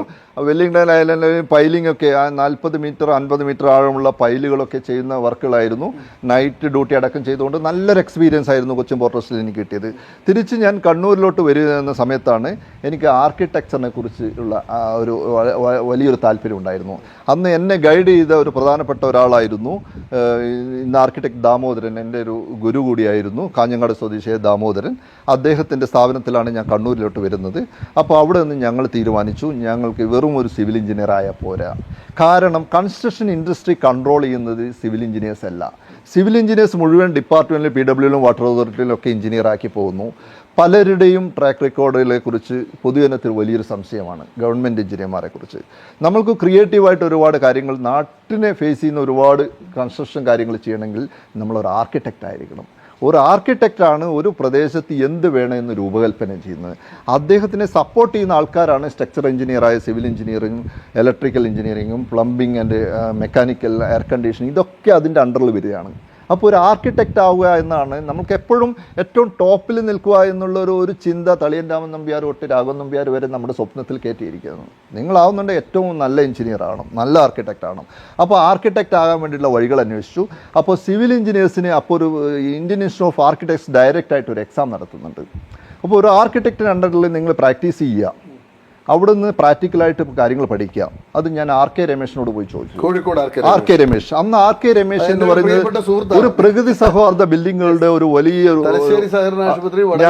ഞങ്ങൾ എഞ്ചിനീയറിംഗ് കോളേജ് പഠിക്കുന്ന സമയത്ത് തന്നെ അദ്ദേഹത്തെ കോളേജിൽ വിളിച്ചു വരുത്തി സെമിനാറുകൾ നടത്തിയിരുന്നു. അദ്ദേഹത്തിൻ്റെ മാധവ മേനോൻ്റെ അടക്കമുള്ള ഒരുപാട് സൃഷ്ടികൾ, ലാറി ബക്കറിൻ്റെ അതിനുശേഷം കേരളം മുഴുവൻ ഒരു ബ്രിക്ക് കൾച്ചർ, ഒരു ഒരു ഒരു ഇക്കോ ഫ്രണ്ട്ലി കൺസ്ട്രക്ഷൻ ടെക്നിക്സ് കൊണ്ടുവന്നത് ആർ കെ രമേശ് ആയിരുന്നു. ആ കാലഘട്ടത്തിൽ അദ്ദേഹവുമായിട്ടുള്ള സഹവാസം കൂടുതൽ കരുത്ത് നൽകി. അദ്ദേഹം എനിക്ക് അദ്ദേഹത്തിൻ്റെ ഓഫീസിൽ വർക്ക് ചെയ്യാനും ട്രെയിനി ആയിട്ട് വർക്ക് ചെയ്യാനും ദ സെയിം ടൈം തന്നെ ഞങ്ങൾ ബാംഗ്ലൂർ പോയിട്ട് സെൻറ്റർ ചെയ്ത് ഞാനും എഞ്ചിനീയർ ദാമോദരൻ സാറും അദ്ദേഹം കൂടി ഞങ്ങൾ പോയിട്ട് ഒന്നിച്ച് എക്സാം. കണ്ണൂരിലെ ആദ്യ ആർക്കിടെക്റ്റുകളിൽ ഒരാളാണ്. അല്ലല്ല, അങ്ങനെ പറയാൻ പറ്റില്ല. തിരിച്ച് കണ്ണൂരിൽ വന്നിട്ടുള്ള ആദ്യ സംരംഭം ഏതായിരുന്നു? അതിനുശേഷം ഞാൻ ഇവിടെ വന്ന് ആർക്കിടെക്ചർ പാസ്സായതിനു ശേഷം ഞാൻ എം കുമാർ ആർക്കിടെക്ട് എന്നൊരു സ്ഥാപനം തുടങ്ങി. അതിനുശേഷം ഞങ്ങൾ ഒരുപാട് നിങ്ങൾ ഫസ്റ്റ് എടുത്ത വർക്ക് ഏതാണ്? ആദ്യ കാലഘട്ടത്തിൽ തന്നെ എനിക്ക് നല്ല കുറച്ച് പ്രൊജക്ടുകൾ ചെയ്യാൻ ഭാഗ്യം കിട്ടും. അതിൽ എനിക്ക് പ്രധാനപ്പെട്ട ഒരു പ്രൊജക്ട് എന്ന് എനിക്ക് ഇന്നും മനസ്സിലുള്ളത് നീലേശ്വർ ഹെർമിറ്റേജ് എന്ന് പറയുന്ന ഒരു കെട്ടിടമാണ്. നീലേശ്വർ ഹെർമിറ്റേജ് എന്ന് പറയുന്നത് നീലേശ്വരത്ത് ഒഴിഞ്ഞ വളപ്പ് എന്ന് പറയുന്ന പടന്നക്കാടിനടുത്തുള്ള ഒരു ബീച്ച്, അതിമനോഹരമായ ഒരു ബീച്ചാണ്. ആ ബീച്ചിൽ ഒരു റിസോർട്ട് പണിയാനുള്ളൊരു ഭാഗ്യം കിട്ടി. ആ റിസോർട്ടിന് ഒരുപാട് പ്രത്യേകതകളുണ്ട്. അത് 2015 ലക്ഷറി റിസോർട്ടുകളുടെ hotel resort award, international award കിട്ടിയ ഒരു സ്ഥാപനമാണ്. അതിൻ്റെ പ്രൊമോട്ടർ ആരാ പറഞ്ഞു കഴിഞ്ഞാൽ 3 സായിപ്പന്മാരായിരുന്നു. അലീസ്റ്റർ, ആഡ്രിൻ, സൈമൺ എന്ന ബ്രിട്ടീഷുകാരായ 3 പേര്. അത് എൻ്റെ ഒരു വലിയൊരു ഭാഗ്യമായിരുന്നു. അത് ശരിക്കും പറഞ്ഞാൽ ഒരു പവിത്രേട്ടൻ എന്ന് പറയുന്ന ചെറുകുന്നുള്ളൊരു ബ്രോക്കറായ അദ്ദേഹത്തിൻ്റെ ഒരു സുഹൃത്തായിരുന്നു. അദ്ദേഹമായിരുന്നു ഈ സായിപ്പന്മാർ ഇവിടെ വന്നിട്ട് ഈ സ്ഥലം കണ്ടപ്പോൾ ഒരു അൽത്താഫ് ചാപ്രി എന്ന് പറയുന്ന ഹരിയാനക്കാരനായ ഒരു ചാപ്രി റിസോർട്ടിൻ്റെ ഉടമ ഈ തൃശൂല ട്രാവൽസ് എന്ന് പറയുന്ന ലണ്ടനിലുള്ള ഒരു ട്രാവൽ ഏജൻസി ഈ അൽത്താഫ് ചാപ്രി വഴി ഒരുപാട് ഫോറിനേഴ്സിനെ ഇവിടേക്ക് കൊണ്ടപ്പോൾ ഒരു ഘട്ടത്തിൽ അവർ നീലേശ്വരം വന്നപ്പോൾ അതിമനോഹരമായ സ്ഥലം കണ്ടു. അപ്പോൾ തന്നെ ഇവിടെ കുറച്ച് സ്ഥലം കിട്ടുമോ ചോദിച്ചു. അവിടെ ഒരു 10-15 ഏക്കർ സ്ഥലം അറേഞ്ച് ചെയ്ത് കൊടുത്ത ഇത് അൽത്താഫ് ചാപ്രിയും കൂടി 2 പേരും കൂടി ജോയിന്റ് പാർട്ട്നേഴ്സ് ആയിട്ട് ഇത് തുടങ്ങിയും ഒരു 15 ഏക്കർ സ്ഥലം ചെയ്തിട്ട് അപ്പോൾ ഒരു ആർക്കിടെക്റ്റിനെ അന്വേഷിച്ചെടുക്കുക. ഞങ്ങൾ വളരെ യങ്ങായ ഒരു അവസ്ഥയിലാണ് ഞാൻ അവിടെ ചെല്ലുന്നത്. അപ്പോൾ അവരുടെ കൺസെപ്റ്റൊക്കെ കേട്ടു. ഞാനൊരു സ്കെച്ച് കൊടുത്തു. ഞാൻ ആദ്യം കൊടുത്തൊരു സ്കെച്ച് ഒരു കോൺക്രീറ്റും ഓടൊക്കെ വെച്ചുള്ള. അപ്പോൾ അവരത് കീറിക്കളഞ്ഞു. ഞങ്ങൾക്കിതൊന്നുമല്ല വേണ്ടത്. അവർ പറഞ്ഞു ഞങ്ങൾ ലക്ഷറിയുടെ മുകളിൽ കണ്ട് മടുത്തവരാണ് ഈ യൂറോപ്പിൽ നിന്ന് ഇവിടെ വരുന്നത്. ഞങ്ങൾക്കൊരു ഫിഷർമാൻ ഹഡ്, ഒരു മുക്കുവ കുടിലാണ് വേണ്ടത്. പുറത്തുനിന്ന് നോക്കുമ്പോൾ ഒരു മുക്കുവ കുടിൽ വേണം, പക്ഷേ അകത്ത് ഒരു 5 നക്ഷത്ര സൗകര്യങ്ങൾ വേണം. ഇതാണ് എന്നെ ചാലഞ്ച് ഏൽപ്പിച്ചത്. അത് ഓലയും പുല്ലും മരവും മാത്രം ഉപയോഗിച്ചു, കോൺക്രീറ്റ് ഉപയോഗിക്കാൻ പാടില്ല. അത് മാത്രമല്ല, അവർ വേറെ ഒരുപാട് സ്പെസിഫിക്കേഷൻ ഉണ്ടായിരുന്നു. നിങ്ങൾ ആ പറമ്പിൻ്റെ അകത്തൊരു JCB ഉപയോഗിക്കരുത്. അവിടെ തൊട്ടടുത്തുള്ള വർക്കേഴ്സിന് മാത്രമേ പണി കൊടുക്കാവൂ. ഈ ഓലയും ഈ ഓല നെയ്യുന്നതൊക്കെ അവിടെയുള്ള ആൾക്കാരെ കൊണ്ട് ഓല മടയിപ്പിക്കണം. ഈ മുക്കുവന്മാർക്ക് ജോലി കൊടുക്കണം. അതായത് ആദ്യത്തെ ഉത്തരവാദിത്ത ടൂറിസം സംരംഭമായിരുന്നു കേരളത്തിലെ ആദ്യത്തെ ഉത്തരവാദിത്ത ടൂറിസം, റെസ്പോൺസിബിൾ ടൂറിസം പ്രോജക്റ്റ് ആയിരുന്നു നീലേശ്വർ ഹെർമിറ്റേജ്. സംസ്ഥാന സർക്കാരിൻ്റെ അടക്കം ഒത്തിരി അവാർഡുകൾ കിട്ടിയ ആ പ്രൊജക്റ്റാണ് എൻ്റെ ഒരു ആദ്യ കാലഘട്ടങ്ങളിൽ ഞാൻ ചെയ്ത ഒരുപാട് വീടുകൾ ചെയ്തിട്ടുണ്ട്. ഒരു മറ്റൊരു ഒരു പബ്ലിക് പ്രൊജക്റ്റ് എന്ന് പറയുന്നത് നീലേശ്വർ ഹെർമിറ്റേജ് ആയിരുന്നു. താങ്കളുടെ സ്വകാര്യ വർക്കുകൾ ഇങ്ങനെ നടന്നു പോകുന്നു. നമുക്ക് താങ്കൾ അതിൻ്റെ ഇടയ്ക്ക് മറ്റു കുറേ മേഖലകളിലൂടെയൊക്കെ സഞ്ചരിച്ചിട്ടുണ്ട് അല്ലേ? തീർച്ചയായിട്ടും അതിലേക്കൊക്കെ ഒന്ന് വരണം. പിന്നെ നമുക്ക് പ്രധാനമായിട്ട് ഇനി അറിയേണ്ടത് നമ്മുടെ ഈ പുതിയ ഈ മലനാട് ക്രൂസ് ടൂറിസം പദ്ധതിയിലോട്ട് എന്നെ അട്രാക്ട് ചെയ്യാനുള്ള കാര്യം 2016 ഒന്നാം പിണറായി സർക്കാർ രൂപം കൊണ്ട സമയത്ത് അതുവരെ മലബാർ എന്ന് പറയുന്നത് ടൂറിസം എന്ന് പറഞ്ഞാൽ തൃശ്ശൂർ കൊണ്ട് തീർന്നു. തൃശ്ശൂരിന് ഇങ്ങോട്ടേക്ക് വലിയ മെഗാ പ്രൊജക്റ്റുകളൊന്നും അംഗീകരിക്കുന്നില്ല. കേന്ദ്രാവിഷ്കൃത പദ്ധതികളായ ഒരുപാട് സ്വദേശി ദർശൻ അതുപോലെയുള്ള ഒരുപാട് പദ്ധതികളുണ്ടായിരുന്നു. അതിന് പ്രൈം മിനിസ്റ്ററുടെ ഒരു പ്രൊജക്റ്റാണ് സ്വദേശി ദർശൻ. ഇതിലൊക്കെ പദ്ധതികൾ ഇവിടുന്ന് പോകില്ല. അപ്പോൾ പദ്ധതികൾ പോകാതിരിക്കാൻ കാരണം ഈ പദ്ധതികൾക്കൊക്കെ വേണ്ടിയിട്ട് ഈ ഒരു DPR ഉണ്ടാക്കണം. DPR ഉണ്ടാക്കാൻ സ്വദേശി ദർശൻ്റെ സെൻട്രൽ ഗവൺമെൻറ്റിൻ്റെ ഗൈഡ് ലൈൻ വെച്ചിട്ട് ഒരു DPR തയ്യാറാക്കുക പറഞ്ഞാൽ വലിയ കോസ്റ്റ് 10-25 ലക്ഷം രൂപ ചിലവഴിക്കുന്ന കാര്യമാണ്. അതിന് ഗവൺമെൻറ് എയ്ഡ് കൊടുക്കില്ല. അപ്പോൾ സംസ്ഥാന സർക്കാർ സ്പോൺസേഡ് ആയിട്ടുള്ള ഒരു പ്രൊജക്റ്റുകളും സെൻട്രൽ ഗവൺമെൻറ്റിലോട്ട് പോകുന്നില്ല. അപ്പം ഞങ്ങൾ മലബാറിൽ എന്തെങ്കിലും ഒരു നല്ലൊരു പ്രൊജക്റ്റ് തയ്യാറാക്കി തരണമെന്ന് അന്ന് ഡയറക്റ്റ് എന്നെ വിളിച്ചു പറഞ്ഞു. കാരണം ഞാൻ എംപാനലിൻ്റെ ടൂറിസം ആർക്കിടെക്റ്റ് ആയിരുന്നു. ഞാൻ അങ്ങനെ എനിക്കൊരു കോള് കിട്ടി. ഞാൻ തിരുവനന്തപുരത്ത് പോയി. എന്നിട്ട് പറഞ്ഞു ഒരു 5 ദിവസത്തിനുള്ളിൽ ഒരു കൺസെപ്റ്റ് വരണം. AC മൊയ്തീൻ ടൂറിസം മിനിസ്റ്ററുടെ മുമ്പിൽ 5 ദിവസം കൊണ്ട് ചെയ്യണം. ഞാൻ അപ്പോൾ തന്നെ എൻ്റെ സുഹൃത്തുക്കളായ TV രാജേഷ് MLA വിളിച്ചു, ജെയിംസ് മാത്യു MLA വിളിച്ചു. അപ്പോൾ ഇവരെയൊക്കെ വിളിച്ചപ്പോൾ ഇവരൊക്കെ SFI ഒരു പ്രവർത്തകൻ കൂടിയായിരുന്നു എഞ്ചിനീയറിംഗ് കോളേജിൽ.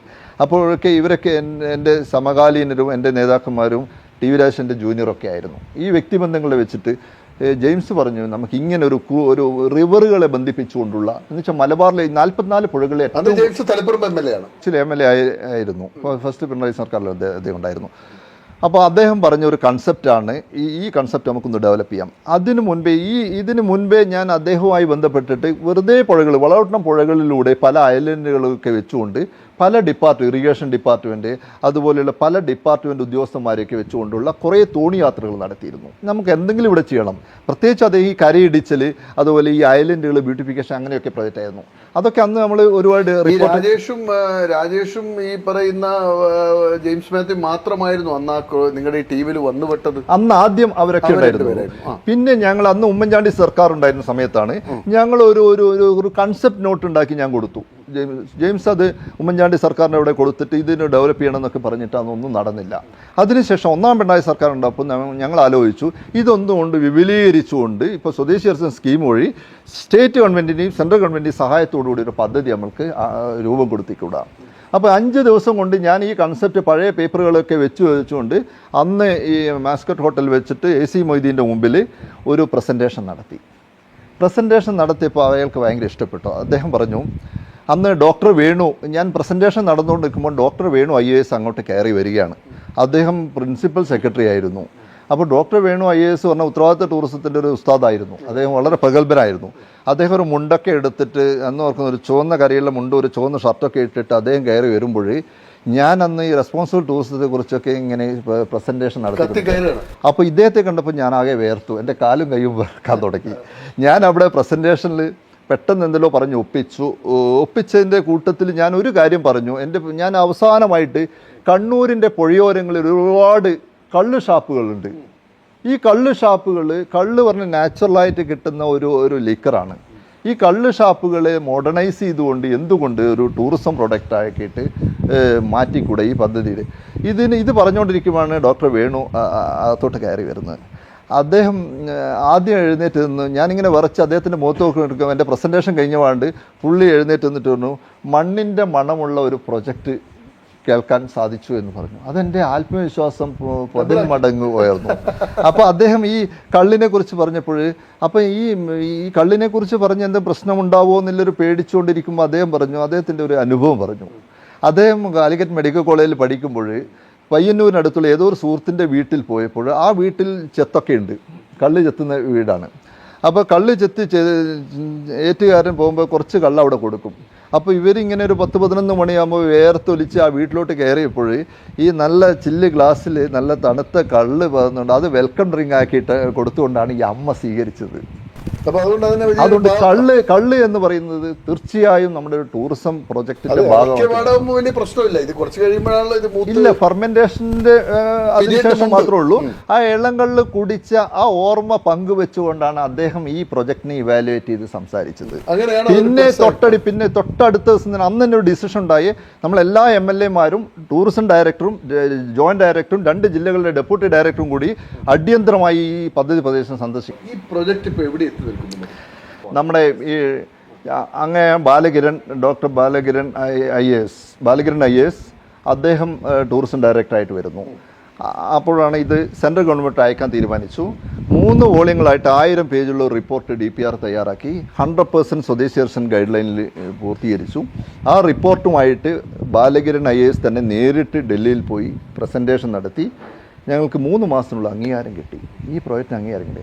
ആദ്യമായിട്ട് സ്വാതന്ത്ര്യത്തിന് ശേഷവും മുമ്പ് ഒരു പ്രൊജക്ടിന് പോലും കേന്ദ്രാവിഷ്കൃത പദ്ധതിയിൽ മലബാറിൽ അംഗീകാരം കിട്ടിയിട്ടില്ല. ഫസ്റ്റ് പ്രൊജക്റ്റാണ് സ്വദേശി മലനാട് മലബാർ ക്രൂസ് ടൂറിസം പദ്ധതി. വളരെ അഭിമാനത്തോടു കൂടി പറയുന്നു. ആ പദ്ധതിക്ക് അത് 325 crore പ്രൊജക്റ്റാണ് കൊടുത്തത്. അതിൽ സ്റ്റേറ്റ് ഗവൺമെന്റ് ആദ്യഘട്ടത്തിൽ 57 കോടി രൂപ വന്നു. സെൻട്രൽ ഗവൺമെന്റ് 80 കോടി രൂപ അനുവദിച്ചു വന്നു. ആ പ്രവൃത്തിയിൽ 80 കോടിയുടെ പ്രവൃത്തി ഏറെക്കുറെ പ്രവൃത്തി എന്താണ്? പ്രവൃത്തികൾ പ്രധാനമായിട്ടും നമ്മളിപ്പോൾ 8 പുഴകളാണ് എടുത്തിരിക്കുന്നത്. അത് മാഹി പുഴ തൊട്ട് ചന്ദ്രഗിരി പുഴ വരെയുള്ള 8 പുഴകളിൽ നമ്മൾ സെൻട്രൽ ഗവൺമെൻറ് സമർപ്പിച്ചിരിക്കുന്ന വളപട്ടണത്തെ 3 പുഴകളാണ്. കുപ്പം പുഴയും വളപട്ടണം പുഴയും അതുപോലെ പഴയങ്ങാടി പുഴയും ഇത് ചേർത്തുകൊണ്ടുള്ള ഈ സർക്യൂട്ട് ഏകദേശം ഒരു 50-60 കിലോമീറ്റർ ദൂരത്തുള്ള അവിടെയുള്ളത് ഇപ്പം പ്രധാനമായിട്ടും വരുന്നത് ഈ ടെർമിനലുകളാണ്, ബോട്ട് ടെർമിനലുകളാണ്. ഓരോ ഗ്രാമത്തിൻ്റെയും ഗേറ്റ് വേ ആയിട്ട് ഓരോ ടെർമിനലുകൾ സ്ഥാപിച്ചിട്ടുണ്ട്. അതുപോലെ നടക്കുന്നുണ്ടോ ഒരുപാട് അതാണ് ഇത് ക്രൂസ് ടൂറിസം എന്ന് പറഞ്ഞു കഴിഞ്ഞാൽ. അതായത് ഇപ്പം ഈ സാധാരണ കുമരകം, ആലപ്പുഴ ഈ പ്രദേശങ്ങളായിരുന്നു ക്രൂസ് ടൂറിസം. ജലസവാരി നടത്തണമെങ്കിൽ നമ്മൾ ആലപ്പുഴ പോകണം, ഒരു ദിവസം മുമ്പേ പോകണം, അവിടെ താമസിക്കണം, ഇങ്ങനെയൊക്കെയായിരുന്നു സംവിധാനം. ഇപ്പോൾ ഇവിടെ ഒന്നും ഉണ്ടായിരുന്നില്ല. പ്രശ്നിക്കടവ് എന്ന് പറയുന്നത് ഏകദേശം അങ്ങ് പലപ്പോഴായിട്ട് പോയിട്ട് പല ടൂറിസം പ്രോജക്റ്റുകളും ചെയ്താണ് റിപ്പോർട്ട് ചെയ്താണ്. നിങ്ങൾക്കറിയാം അവിടെ ഏകദേശം ഒരു 75 ലക്ഷം മുതൽ 1 കോടി വരെ ടൂറിസ്റ്റുകൾ വരുന്നൊരു സ്ഥലമാണ്. മനോഹരമായ പുഴ, വീതിയേറിയ പുഴ, നല്ല തെളിനീരുള്ള വെള്ളം. ഏകദേശം 5ഓളം ഐലൻഡുകളുണ്ട്. AKG island, Bhagat Singh island, ഒരുപാട് മനോഹരമായ ഐലൻഡുകൾ. ഈ പ്രശ്നിക്കടവിൽ ആണ് ഞങ്ങൾ ആദ്യത്തെ പദ്ധതി തുടങ്ങുന്നത്. സംസ്ഥാന ഗവൺമെന്റിന്റെ ആദ്യത്തെ ടെർമിനൽ ഇല്ലല്ല, എല്ലാം പൂർത്തീകരിച്ചു. Hardware complete. ഈ കവാടങ്ങൾ ഇപ്പൊ എത്രയെണ്ണം മൊത്തം നിർമ്മിച്ചിട്ടുള്ളത്? ഏകദേശം ഒരു 10-36 സ്ഥലങ്ങളിൽ ചെയ്തിട്ടുണ്ട്. സ്ഥലത്തും ഇത്തരത്തിലുള്ള ബോട്ടിങ്ങും കാര്യങ്ങളൊക്കെ ഇല്ല, തുടങ്ങിയിട്ടില്ല. അവിടെയാണ് ഏകദേശം ഇപ്പോഴും ഒരു 10ഓളം സെന്ററുകളിൽ ഇപ്പം ഈ നീലേശ്വരം, കോട്ടപ്പുറം അടക്കമുള്ള കോട്ടപ്പുറം തൊട്ട് പ്രശ്നിക്കടവ് തൊട്ടുള്ള പ്രദേശങ്ങളിൽ ഇപ്പോൾ ഏകദേശം ഒരു 10ഓളം സ്ഥലങ്ങളിൽ ബോട്ടിംഗ് തുടങ്ങി. 23 ബാക്കി കിടക്കുകയാണ്. ആ സ്ഥലങ്ങൾ പുഴകളിലാണ് നമ്മൾക്കിപ്പോൾ ഇതിന്റെ അനുബന്ധമായ കുറെ പദ്ധതികൾ ചെയ്യാനുള്ളത്. അതായത് ഈ അനുബന്ധ പദ്ധതികൾ പ്രധാനമായിട്ടും ഇപ്പോൾ വരുന്നത് ഞങ്ങൾ ഗവൺമെന്റും ഇതൊരു പബ്ലിക് പ്രൈവറ്റ് പാർട്ടിസിപ്പേഷൻ ആണ്. പ്രശ്നിക്കടവിൽ ഞങ്ങൾ എന്താ ചെയ്തത്? പ്രശ്നിക്കടവിൽ ഗവൺമെന്റ് ബോട്ട് ഇറക്കിയിട്ടില്ല. ആദ്യം ഒരു പേരിന് ഒരു ബോട്ട് ഇറക്കി. അവിടെ ഏകദേശം 10-12ഓളം ബോട്ടുകൾ അവിടെ ഇറങ്ങിയത് പ്രധാനമായിട്ടും ഈ ആലപ്പുഴയൊക്കെ ഒരു ഫിലിം സ്റ്റാർ അല്ലെങ്കിൽ ഒരു റിസോർട്ട് ഉടമയാണ് ഹൗസ് ബോട്ട് ഇറക്കുക. ഇവിടെ കടവത്ത് കുഞ്ഞിരാമേട്ടൻ എന്ന് പറഞ്ഞ 84 വയസ്സുള്ള ഒരു ഇൻവെസ്റ്റർ ഒരാളാണ് ഒരു വലിയൊരു ബോട്ട് ഇറക്കി. 1.5 കോടി രൂപ ചെലവഴിച്ച് ഹൗസ് ബോട്ട് ഇറക്കി. 2 നിലയുള്ള. സ്വന്തം പൈസ കൊണ്ടല്ല. അദ്ദേഹം 36 കുടുംബങ്ങളെ അദ്ദേഹത്തിൻ്റെ കുടുംബങ്ങളായിട്ട് പ്രശ്നിക്കടവ് അമ്പലത്തിനിട്ടുള്ള 36 കുടുംബങ്ങളെ ഏകോപിപ്പിച്ചുകൊണ്ട് അങ്ങനെ ഒരു മനോഹരമായ ഒരു ബോട്ട് ഇറക്കി. അതേപോലെ തന്നെ അവിടെ പ്രശ്നിക്കടവിൽ ഞങ്ങളൊരു 5-8 കോടി രൂപയോ ഇൻവെസ്റ്റ് ചെയ്തിട്ടുള്ളൂ. ഏകദേശം 25 കോടിയിലധികം രൂപ പ്രൈവറ്റ് ഇൻവെസ്റ്റ്മെൻറ്റ് വന്നു. പിന്നെ ഒരു നന്മ ബോട്ട് ക്ലബ്ബ് വന്നു. നന്മ ബോട്ട് ക്ലബിന്റെ ജലറാണി എന്നൊരു ബോട്ട് അവിടെ ജോലി കിട്ടിയതിലൂടെ 5 ലക്ഷത്തോളം ആൾക്കാർ ടൂറിസ്റ്റുകൾ വന്നു. അവിടെ കയറി ഇത് സഞ്ചരിച്ചു. ഈ കഴിഞ്ഞ ഈ കോവിഡിന് ശേഷമുള്ള ഈ കാലയളവിൽ നോക്കുമ്പോൾ ഒരു 5 ലക്ഷത്തോളം ആൾക്കാർ. അതായത് ഫ്ലോട്ടിംഗ് റെസ്റ്റോറൻറ്റ് അവിടെ തുടങ്ങി. 2 ഫ്ലോട്ടിംഗ് റെസ്റ്റോറൻറ്റ് ഇപ്പോൾ തുടങ്ങി കഴിഞ്ഞിരിക്കുകയാണ്. ഒന്ന് പ്രശ്നിക്കടവും ഒന്ന് മയിൽ പഞ്ചായത്തിലെ മുല്ലക്കടിയിലും. അടുത്ത് തന്നെ പാപ്പിൻശ്ശേരിയിൽ ടെൻഡറായ പ്രോസസ്സ് നടന്നുകൊണ്ടിരിക്കുകയാണ്. പഴയങ്ങാടിയിൽ ഒരു ഫ്ലോട്ടിംഗ് റെസ്റ്റോറൻറ്റ്. ഈ പ്രശ്നിക്കടവിലെ ഫ്ലോട്ടിംഗ് റെസ്റ്റോറൻറ്റ് പ്രത്യേകത എന്താ വെച്ച് കഴിഞ്ഞാൽ അത് ആദ്യം 3 മണിക്കായിരുന്നു സ്റ്റാർട്ട് ചെയ്തത്. ഇപ്പം രാവിലെ മുതൽ സ്റ്റാർട്ട് ചെയ്യുന്നുണ്ട്. അത് 12 മണി വരെ നൈറ്റ് ലൈഫ് എന്താണ് എന്ന്. പ്രശ്നിക്കടവ് സാധാരണ 7 മണി 8 മണി മുത്തപ്പൻ കഴിഞ്ഞ് കഴിഞ്ഞാൽ അവിടെ ശൂന്യമായിരിക്കുകയാണ്. അപ്പോൾ 12 മണി വരെ ബർത്ത്ഡേ പാർട്ടികളും ഇതുപോലെയുള്ള പല ആഘോഷങ്ങളും ജലപരപ്പലുകളും രാത്രിയെ പകലാക്കി മാറ്റിക്കൊണ്ട് പ്രശ്നിക്കടവ് സജീവമായിരിക്കുകയാണ്. ഇതേപോലെ മയിൽ മുല്ലക്കടി സജീവമായിക്കൊണ്ടിരിക്കുകയാണ്. പഴയങ്ങാടി ടൗണിനോട് ചേർന്ന് വെച്ചിരിക്കുന്ന മുട്ടുകണ്ടിയിൽ വെച്ചിരിക്കുന്ന അവിടെയും ഇതാണ് സംഭവിക്കാൻ പോകുന്നത്. അതായത് കണ്ണൂർ ഇപ്പം പയ്യാമ്പലം എന്നുള്ള ഒരു ഡെസ്റ്റിനേഷൻ മാത്രമാണ് നൈറ്റ് ലൈഫ് ഇപ്പോൾ കുറച്ചെങ്കിലും ഒരു 12 മണി വരെയെങ്കിലും ടൂറിസ്റ്റുകൾ വരുന്നത്. അപ്പം നമ്മുടെ ഉദ്ദേശം എന്ന് വെച്ച് കഴിഞ്ഞാൽ ഈ പുഴയോരങ്ങൾ യാഥാർത്ഥ്യമാകുമ്പോൾ അതിനകത്തൊരു ഒരു ചോദ്യം ചോദിക്കാൻ പറ്റുമോ? ഈ കടല് കായല് പിന്നെ മലനാട് എന്താണ് മലയോരം ഇതെങ്ങനെ കണക്ട് ചെയ്തിട്ടില്ല? എവിടെ കണക്ട് ചെയ്യില്ല മലയോരം അല്ല. ഇതിലെ പദ്ധതിയുടെ പ്രത്യേകത എന്ന് വെച്ച് കഴിഞ്ഞാൽ ഇപ്പം നമ്മളിപ്പം ഈ മൂന്നാറാണല്ലോ ഹിൽ സ്റ്റേഷൻ, കാരണം കേരളത്തിലെ ഏറ്റവും പ്രധാനപ്പെട്ട ഹിൽ സ്റ്റേഷൻ. ഇപ്പോൾ ഒരു കൊച്ചിയിൽ വരുന്ന ഒരു സഞ്ചാരിയെ സംബന്ധിച്ചിടത്തോളം അവർക്ക് ഏകദേശം ഒരു 3-3.5 മണിക്കൂർ സഞ്ചരിച്ചാലാണ് ഒരു ഹിൽ സ്റ്റേഷൻ എത്താൻ പറ്റുക. അവർക്ക് ബീച്ച് എത്തണമെങ്കിലും 1 മണിക്കൂറോളം സഞ്ചരിക്കണം. നമ്മൾക്ക് കണ്ണൂർ ജില്ലയുടെ പ്രത്യേകത ഏകദേശം 1 മണിക്കൂറുകൊണ്ട് നിങ്ങൾക്കൊരു ഹിൽ സ്റ്റേഷനിലെത്താം, നിങ്ങൾക്കൊരു പുഴയുടെ സൗന്ദര്യം ആസ്വദിക്കാം, മുഴപ്പിലങ്ങാട്, പയ്യാമ്പല അടക്കമുള്ള മനോഹരമായ ഡ്രൈവിംഗ് ബീച്ച് കാണാം. അങ്ങനെ ഇത് ഈ രണ്ട് എല്ലാം ഘടിപ്പിച്ചുകൊണ്ട് ഈ പുഴയാണ് ഈ പദ്ധതി പ്രദേശമെങ്കിലും ഇവിടെ വരുന്ന ടൂറിസ്റ്റുകൾക്ക് ഇപ്പം തളിപ്പറമ്പ് പുഴ എന്ന് പറയുന്നത് ഈ പുഴയാണ് കുപ്പം പുഴ. ഇതിൻ്റെ തൊട്ട് താഴെ വീഴുന്നത്. ഇതിൻ്റെ തൊട്ട് മുകളിലാണ് രാജരാജേശ്വരി ക്ഷേത്രം. രാജരാജേശ്വരി ക്ഷേത്രത്തിൽ ആയിരക്കണക്കിന് ആൾക്കാർക്ക് തമിഴ്നാട് നിന്ന് കർണാടക, നമ്മൾ യെദ്യൂരപ്പ അടക്കം ജയലളിത അടക്കം സന്ദർശിച്ച ഏറ്റവും കൂടുതൽ കന്നഡക്കാരെ ആകർഷിക്കുന്ന ഒരു കേന്ദ്രമാണ് രാജരാജേശ്വരി ക്ഷേത്രം. തൊട്ട് ഈ പുഴയുടെ അങ്ങേ എൻഡിലാണ് മാടായിക്കാവ്, പഴയങ്ങാടി. ഈ മാടായിക്കാവിലും കന്നഡ ചില ദിവസങ്ങൾ പോയി കഴിഞ്ഞാൽ മലയാളം സംസാരിക്കുന്നവരെ കാണാൻ പറ്റില്ല. ഈ രണ്ട് പ്രദേശത്ത് വരുന്നവർക്ക് ഇവിടെ ഇത്രയും മനോഹരമായൊരു പുഴയുണ്ടെന്ന് അറിയില്ല. ഞങ്ങൾ കാണിച്ചു കൊടുത്തിരിക്കുന്നത്, നിങ്ങൾ ഈ അമ്പലത്തിൽ നിന്ന് നടന്ന് താഴെ ഇറങ്ങിയ കുപ്പം ബോട്ട് ജെട്ടിയുണ്ട്, തൊട്ടപ്പുറത്ത് മംഗലശ്ശേരി ബോട്ട് ജെട്ടിയുണ്ട്. മംഗലശ്ശേരി എന്ന് പറയുമ്പോൾ പട്ടും വയലാണ്. പട്ടും ഏറ്റവും മനോഹരമായൊരു വില്ലേജാണ്. തൊട്ടപ്പുറത്ത് ഏഴോമാണ്, ഈ നേരെ കാണുന്ന ഏഴോമാണ്. ഏഴോം എന്ന മലബാറിൻ്റെ അക്യാബ് എന്ന് പറയുന്ന കൈപ്പാട് കൃഷിയുടെ കേന്ദ്രമാണ്. ഏഴോം 1, 2, 3 എന്ന് പറയുന്ന ജൈവ നെൽവിത്തുകൾ ഉൽപ്പാദിപ്പിച്ചെടുത്തൊരു ഗ്രാമമാണ്. ഡോക്ടർ വനജയെ പോലുള്ള ആൾക്കാർ അത് GA ഇൻഡിക്കേഷൻ കിട്ടിയൊരു പ്രദേശമാണ്. ഇതൊന്നും നാട്ടുകാർ അറിയുന്നില്ല സാർ. നിങ്ങൾ നോക്കിക്കോളൂ, ഈ പുഴയിലൂടെ സഞ്ചരിക്കുമ്പോൾ താങ്കൾ ഒരു ദിവസം ഇതിലൂടെ സഞ്ചരിക്കണം. നമ്മൾ കേരളത്തിലൂടെ പോയി കഴിഞ്ഞാൽ ഒരു വീട് കാണാൻ പറ്റും, ഇല്ലേ? ഒരു തെങ്ങ് കാണാൻ പറ്റും. പക്ഷേ കുപ്പം പുഴയിലൂടെ പോയി കഴിഞ്ഞാൽ കണ്ടലുകളുടെ പച്ച എന്ന് പറഞ്ഞാൽ 1000 ഭംഗിയുള്ള 1000 നിറത്തിലുള്ള പച്ചകൾ കാണാൻ പറ്റുന്ന വെറും കണ്ടലുകൾ മാത്രം പറ്റുന്ന, അത് കേരളമാണെന്ന് നിങ്ങൾക്ക് തോന്നില്ല. ഈ മനോഹരമായ ദൃശ്യം നമ്മൾക്കൊരു ടൂറിസ്റ്റുകളെ കാണിക്കാതെ കോടീശ്വരന്മാരായ ഭക്തർ ഇവിടെ പിലിഗ്രിമേജ് ടൂറിസത്തിൻ്റെ ഭാഗമായിട്ട് ഇവിടെ വരിക, രാജരാജേശ്വരി ക്ഷേത്രത്തിൽ വന്നിട്ട് തൊഴുതിട്ട് പോവുകയാണ്. അവർക്ക് തുടങ്ങിയോ ഈ ആളുകളൊക്കെ? ഇത് ഈ പുഴയിലൂടെ ഇപ്പം 2 ഹൗസ് ബോട്ട് കൊക്കക്കോസ്റ്റ എന്ന് പറഞ്ഞ തളിപ്പറമ്പിലെ സാധാരണക്കാരായ 50 ചെറുപ്പക്കാർ കൂടിയിട്ട് ഓരോ ലക്ഷം രൂപ ഇട്ട് ആദ്യം നമ്മുടെ ഈ മലബാർ ടൂറിസം പദ്ധതി അൽഫോൻസ് കണ്ണന്താനം തറക്കല്ലിട്ടപ്പോൾ ഇവിടെ കുപ്പത്ത് വെച്ച് തറക്കല്ലിട്ടതിൻ്റെ പിറ്റേ മാസം ഇവിടെ ബോട്ട് ഓടാൻ തുടങ്ങി.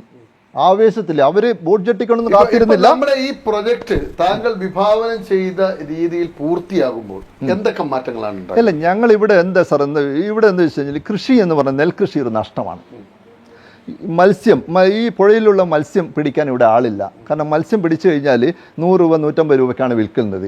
ഇതേ മത്സ്യം കണ്ണൂരിലെ റാന്തലെത്തുമ്പോൾ 1000 രൂപയായി. പുഴ മത്സ്യം ഭയങ്കര ഡിമാൻഡുള്ള സാധനമാണ്. പക്ഷേ ഇവിടുത്തെ പുഴ മത്സ്യം പിടിക്കുന്നവന് ഈ പ്രോഡക്റ്റിന് വിലയില്ല. ഈ കൈപ്പാട് അരി എന്ന് പറയുന്നത് ഈ കൃഷിക്കാരന് കിട്ടുന്ന ചെറിയ പൈസയാണ്. ഈ കൈപ്പാട് അരിയുടെ ഒരു ഭക്ഷണം ഇവിടെ കൊടുക്കുകയാണ് നമ്മൾ. ഇതേ പുഴയിലെ ഫിഷ് ഉപയോഗിച്ച്, ഈ ഫിഷാണ് ഈ കറിക്കായിട്ട് ഉപയോഗിക്കുന്നത്. ഇവിടുത്തെ നാടൻ കള്ളുകൾ, ഏറിയാലുടൻ കള്ളുകൾ അവിടെ കള്ള് ഷാപ്പുകളിലൂടെ നമ്മൾ ഈ ടൂറിസ്റ്റുകൾക്ക് കൊടുക്കുകയാണ്. ഈ നാടിനെ അറിഞ്ഞുകൊണ്ടുള്ളൊരു ജീവിതമാണ് സാർ. ഇവിടുത്തെ പലഹാരങ്ങളും ഇവിടെ അമ്മമാരും ഉമ്മമാരും ഉണ്ടാക്കുന്ന പലഹാരങ്ങളൊക്കെ കഴിച്ച്, അതായത് ഇവരുടെ ലൈവ്ലിഹുഡ് ആക്ടിവിറ്റീസിൽ ടൂറിസത്തിലൂടെ ഒരു അഡീഷണൽ ഇൻകം വരിക. ഇനിയിപ്പോൾ ഞങ്ങൾ ആലോചിക്കുന്നത് ഇതൊന്നും ആയിട്ടില്ല. മലനാട് ക്രൂസ് ടൂറിസം പദ്ധതിയുടെ 25% വർക്കേ കഴിഞ്ഞിട്ടുള്ളൂ. ഞങ്ങൾ ഈ 100 കോടിയോ 125 കോടിയല്ല, ഞങ്ങൾ ഇത് പൂർത്തീകരിക്കും. ജനങ്ങൾ ഏറ്റെടുത്തിരിക്കുകയാണ്. ജനങ്ങൾ ഏറ്റെടുത്തു. ഇനി വരുന്നത് ഇവിടെയുള്ള എല്ലാ ഗൾഫുകാരൻ്റെ വീടുകളും ഹോം സ്റ്റേ ആയി മാറ്റണം. അതാണ് ഇനി അടുത്ത നമ്മൾ പദ്ധതി. ഇപ്പം ഞങ്ങൾ കുറേ ആളെ കൊണ്ട് ഹൗസ് ബോട്ട്, ഇപ്പം ഏഴോത്ത് സംഭവിച്ചെന്താ, ഏഴോ സർവീസ് കോപ്പറേറ്റീവ് ബാങ്ക് പറഞ്ഞൊരു ബാങ്ക് ഉണ്ട് സാർ അവിടെ ആ ബാങ്ക് ഒ വി നാരായണൻ എന്ന് പറയുന്ന അവിടുത്തെ ഒരു രാഷ്ട്രീയ നേതാവ്, ജില്ലാ പഞ്ചായത്ത് പ്രസിഡന്റായ അദ്ദേഹത്തെ ഞങ്ങൾ പോയി കണ്ടു. എൻ്റെ കൂടെ പോയത് അബ്ദുൽ ഖാദർ പനക്കാട് എന്ന വേക്കിൻ്റെ ഫൗണ്ടർ പ്രസിഡന്റിനെ കൂട്ടി ഞാൻ പോയി. ഇദ്ദേഹം തികഞ്ഞ ഒരു കമ്മ്യൂണിസ്റ്റ് ഗ്രാമത്തിലുള്ള രാഷ്ട്രീയം, വിരുദ്ധ രാഷ്ട്രീയമായിരിക്കും ഗൾഫിൽ നിന്ന് വരുന്നവരെ സംബന്ധിച്ച്. എല്ലാവരും ഇവരുടെ രാഷ്ട്രീയമായിരിക്കില്ല. ഇവർ രണ്ടുപേരും ടേബിളിന് ചുറ്റും ഇരുത്തി ഞാൻ സംസാരിച്ചു. അന്ന് രൂപം കണ്ടിരുന്ന ഏഴിലം ഇന്ത്യ പ്രൈവറ്റ് ലിമിറ്റഡ് എന്ന് പറയുന്ന ഒരു കമ്പനി ഇവിടെ രൂപീകരിച്ചു. ഏഴിലം ടൂറിസം ഒരു സൊസൈറ്റി രൂപീകരിച്ചു. അവർ 2 ഹൗസ് ബോട്ട് ഇറക്കി സാർ. ഇവിടെ ഒരു 5-8 ഏക്കർ സ്ഥലം വാങ്ങിച്ചു. വെയ്ക്ക് എന്ന് പറയുന്ന ദുബായ് ആസ്ഥാനമുള്ള, താങ്കൾക്ക് വെയ്ക്കിനെ കുറിച്ച് അറിയാമോ? 4000-ഓളം മെമ്പറുള്ള ഒരു വെയ്ക്ക് എന്ന് പറയുന്ന ഒരു കമ്പനി ഇവിടെ ഏഴോമുള്ള ഗ്രാമത്തിലെ ബാങ്ക്. ഇവിടെ പറയുന്നു പാർട്ടി ഗ്രാമങ്ങൾ ടൂറിസം ഇൻവെസ്റ്റ്മെന്റ് ഫ്രണ്ട്ലി അല്ല എന്ന് പറയുന്ന സങ്കല്പങ്ങളെ പൊളിച്ചെഴുതിക്കൊണ്ടാണ് യാഥാർത്ഥ്യമാക്കിയത്. ആ കമ്പനി ഇപ്പം 4ാമത്തെ വർഷം സക്സസ്ഫുൾ ആയി. നമ്മുടെ സമയം തീരുകയാണ്. താങ്കളെ കുറിച്ച് അറിയേണ്ടത്, ഈ തിരക്കുകൾക്കിടയിൽ താങ്കൾ ഈ കളരി, യോഗ, ഇങ്ങനെ പല പരിപാടികളിലും എന്തൊക്കെയാണ് താങ്കളുടെ പ്രധാന ഈ എനർജി? ഇപ്പൊ ഞാൻ താങ്കളോട് സംസാരിച്ചിരിക്കുമ്പോ നമുക്ക് എവിടെയും ഒരിക്കലും താങ്കൾ ഒന്ന് പതറുന്നില്ല, അത്ര എനർജിയാണ്. അതെങ്ങനെയൊക്കെയാണ് ഉണ്ടാകുന്നത്? ഒരു ആളുകൾ പഠിക്കാൻ വേണ്ടി. അല്ല, അതിൽ ഒന്ന് വെച്ച് കഴിഞ്ഞാൽ, ഒന്ന് ഞാനിപ്പോൾ ഈ ഒരു കൃഷിക്കാരൻ്റെ മകനാണ്. ഈ കളരി എന്ന് വെച്ചാൽ, കളരി ഞാനൊരു 10-25 വർഷമായിട്ട് ഒരു 10 കളരികൾ നടത്തുന്ന ഒരു കളരി ആചാര്യനുണ്ട്, ദിനേശൻ ഗുരുക്കൾ. ഈ കണ്ണൂർ കൊറ്റാളി സ്വദേശിയാണ്. അദ്ദേഹത്തിൻ്റെ കളരിയിൽ ഞാൻ പോകാറുണ്ട്. കഴിഞ്ഞ 25 വർഷമായിട്ട് അവിടെ ഈ മഴക്കാലങ്ങളിൽ ഒഴിച്ചലിന് പോയിട്ട് അദ്ദേഹമായിട്ട് നല്ല സൗഹൃദ ബന്ധമുണ്ടായി. കളരി ഇപ്പം 501 പേരെ പങ്കെടുപ്പിച്ചുകൊണ്ടുള്ള ഒരു തട്ടകം മെഗാ കളരി. അത് കൂടാതെ അല്ല, എനിക്ക് കൃഷി വളരെ താല്പര്യമുള്ള കാര്യമാണ്. ഞാൻ എല്ലാ ദിവസവും ഒരു മണിക്കൂറെങ്കിലും എൻ്റെ വീട്ടിന്റെ പിറകിൽ ഒരു 10-30 കൃഷിക്കാരനുണ്ട്. പിന്നെ വാക്കേഴ്സ് ക്ലബ്ബ് പറഞ്ഞ ഒരു നടത്തക്കാരുടെ സംഘടനയുണ്ട്. അതിന്റെ ഒരു പ്രസിഡന്റാണ് ഞാൻ. ഇവിടെ ഒരു 100ഓളം മെമ്പേഴ്സ് പള്ളിക്കുന്ന് കൂടാതെ. പിന്നെ ഇപ്പം ഞാനൊരു മെയിനായിട്ട് കോൺസെൻട്രേറ്റ് ചെയ്യുന്നത് ഈ ക്രൂസ് ആൾക്കാരെ സംഘടിപ്പിച്ചുകൊണ്ട് ഇൻലാൻഡ് ക്രൂസ് അസോസിയേഷൻ ഒരു സംഘടന ഞങ്ങൾ രൂപീകരിച്ചിട്ടുണ്ട്. അവരെ സംഘടിപ്പിച്ചുകൊണ്ട് ഈ മേഖല ശക്തമാക്കാൻ വേണ്ടിയിട്ട് അതിൻ്റെ ഒരു പ്രസിഡന്റായിട്ട് ഞാനിപ്പോൾ കഴിഞ്ഞ ഒരു വർഷമായിട്ട് അതിന്റെ പ്രവർത്തനം നടത്തിക്കൊണ്ടിരിക്കുകയാണ്. അല്ല, ഇപ്പം അങ്ങനെയില്ല. വാക്കേഴ്സ് ക്ലബിന്റെ ഭാരവാഹിത്വം. അല്ല, ഇതൊക്കെയാണ് എനിക്ക് താല്പര്യമുള്ള വായന. താങ്കളുടെ അച്ഛൻ, അമ്മ, സഹോദരങ്ങൾ പറഞ്ഞു. ജീവിത പങ്കാളി എവിടുന്നാ കണ്ടെത്തി? ജീവിത പങ്കാളി അവള് കണ്ണൂർ തന്നെയായിരുന്നു. കക്കാട് സ്വദേശിയാണ് ഷീജ. ഷീജ ഇന്റീരിയർ ഡിസൈനറാണ്, ഇവിടെ വന്നിട്ടുണ്ട്. ഷീജ ഇന്റീരിയർ ഡിസൈനറാണ്. ഷീജ എൻ്റെ വർക്കുകളുടെയൊക്കെ designing work, interior designing work അവളാണ് ചെയ്യുന്നത്. അവരുടെ ലീഡർഷിപ്പിലാണ്. കുട്ടികൾ 2 പെൺമക്കളാണ്. Meenakshi architecture 4th year student ആണ്. അങ്ങനെയല്ല, അവള് നല്ലോണം ചിത്രം വരയ്ക്കും, നല്ലൊരു ഡാൻസറാണ്. വരയ്ക്കാനുള്ള അവളുടെ കഴിവായിരിക്കാം അവളൊരു ഡാൻസറായിട്ട്. രണ്ടാമത്തെ ആള് +2 കഴിഞ്ഞു. ദേവകി. അവള് വേറൊരു വായനയുടെ ലോകത്താണ്. അതാണ് നമ്മുടെ സമയം തീരുകയാണ്. കുറേ ചോദ്യങ്ങൾ ബാക്കിയാണ്. കാരണം എന്താണെന്ന് പറഞ്ഞാൽ ഈ കടന്നു പോയതിലൊക്കെ ഉപചോദ്യങ്ങൾ കുറേ ഉണ്ട്. താങ്കൾ പറഞ്ഞ ടൂറിസം പ്രൊജക്റ്റുകളിലൊക്കെ ഉപചോദ്യങ്ങളുടെ ഒരു നിര തന്നെ മനസ്സിലിങ്ങനെ തുളുമ്പി നിൽക്കുന്നുണ്ട് ചോദിക്കാൻ. പക്ഷേ നമുക്ക് എപ്പോഴും എന്തിനും ഒരു പരിധിയുണ്ട്, സമയപരിമിതിയുണ്ട്. വളരെ ഊർജ്ജസ്വലമായ ഒരു എപ്പിസോഡാണ് ഇപ്പോൾ പ്രേക്ഷകർ കണ്ടുകൊണ്ടിരിക്കുന്നത്. കാരണം എന്താണെന്നറിയോ, ഇങ്ങനെയൊക്കെ പറയാൻ നമ്മുടെ നാട്ടിലെ ആളുകളുടെ എണ്ണം കുറവാണ്. ഇപ്പം ടൂറിസത്തെക്കുറിച്ച് പറഞ്ഞു വന്നപ്പോൾ ഒരു ഒഴുക്കാണ് ഉണ്ടായത്. ഒരു ഡാം തുറന്നാൽ എങ്ങനെ ഉണ്ടാവും, ആ ഒരു ഒഴുക്കാണ് നമ്മൾ കണ്ടത്. ഞാൻ ഇടയ്ക്കിടയ്ക്ക് കയറി ഇങ്ങനെ ബ്ലോക്ക് ചെയ്തതിൽ ഇങ്ങനെ നീണ്ടുപോകും, സമയം നമുക്ക് കിട്ടൂല. അപ്പം അങ്ങനെ ഒഴുക്കിൽ ഒരു നാടിൻ്റെ വികസന സ്വപ്നങ്ങൾ മനസ്സിൽ കൊണ്ടു നടക്കുക എന്നുള്ളത് അപൂർവം ചില മനുഷ്യരിലേ നമ്മൾ കാണും.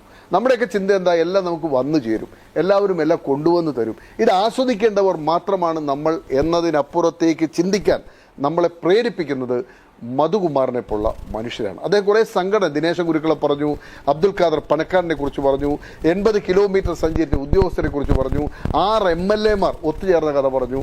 അങ്ങനെ കടന്നു പോകുന്ന ഓരോന്നും നമുക്ക് നൽകുന്നൊരു പാഠമുണ്ട്.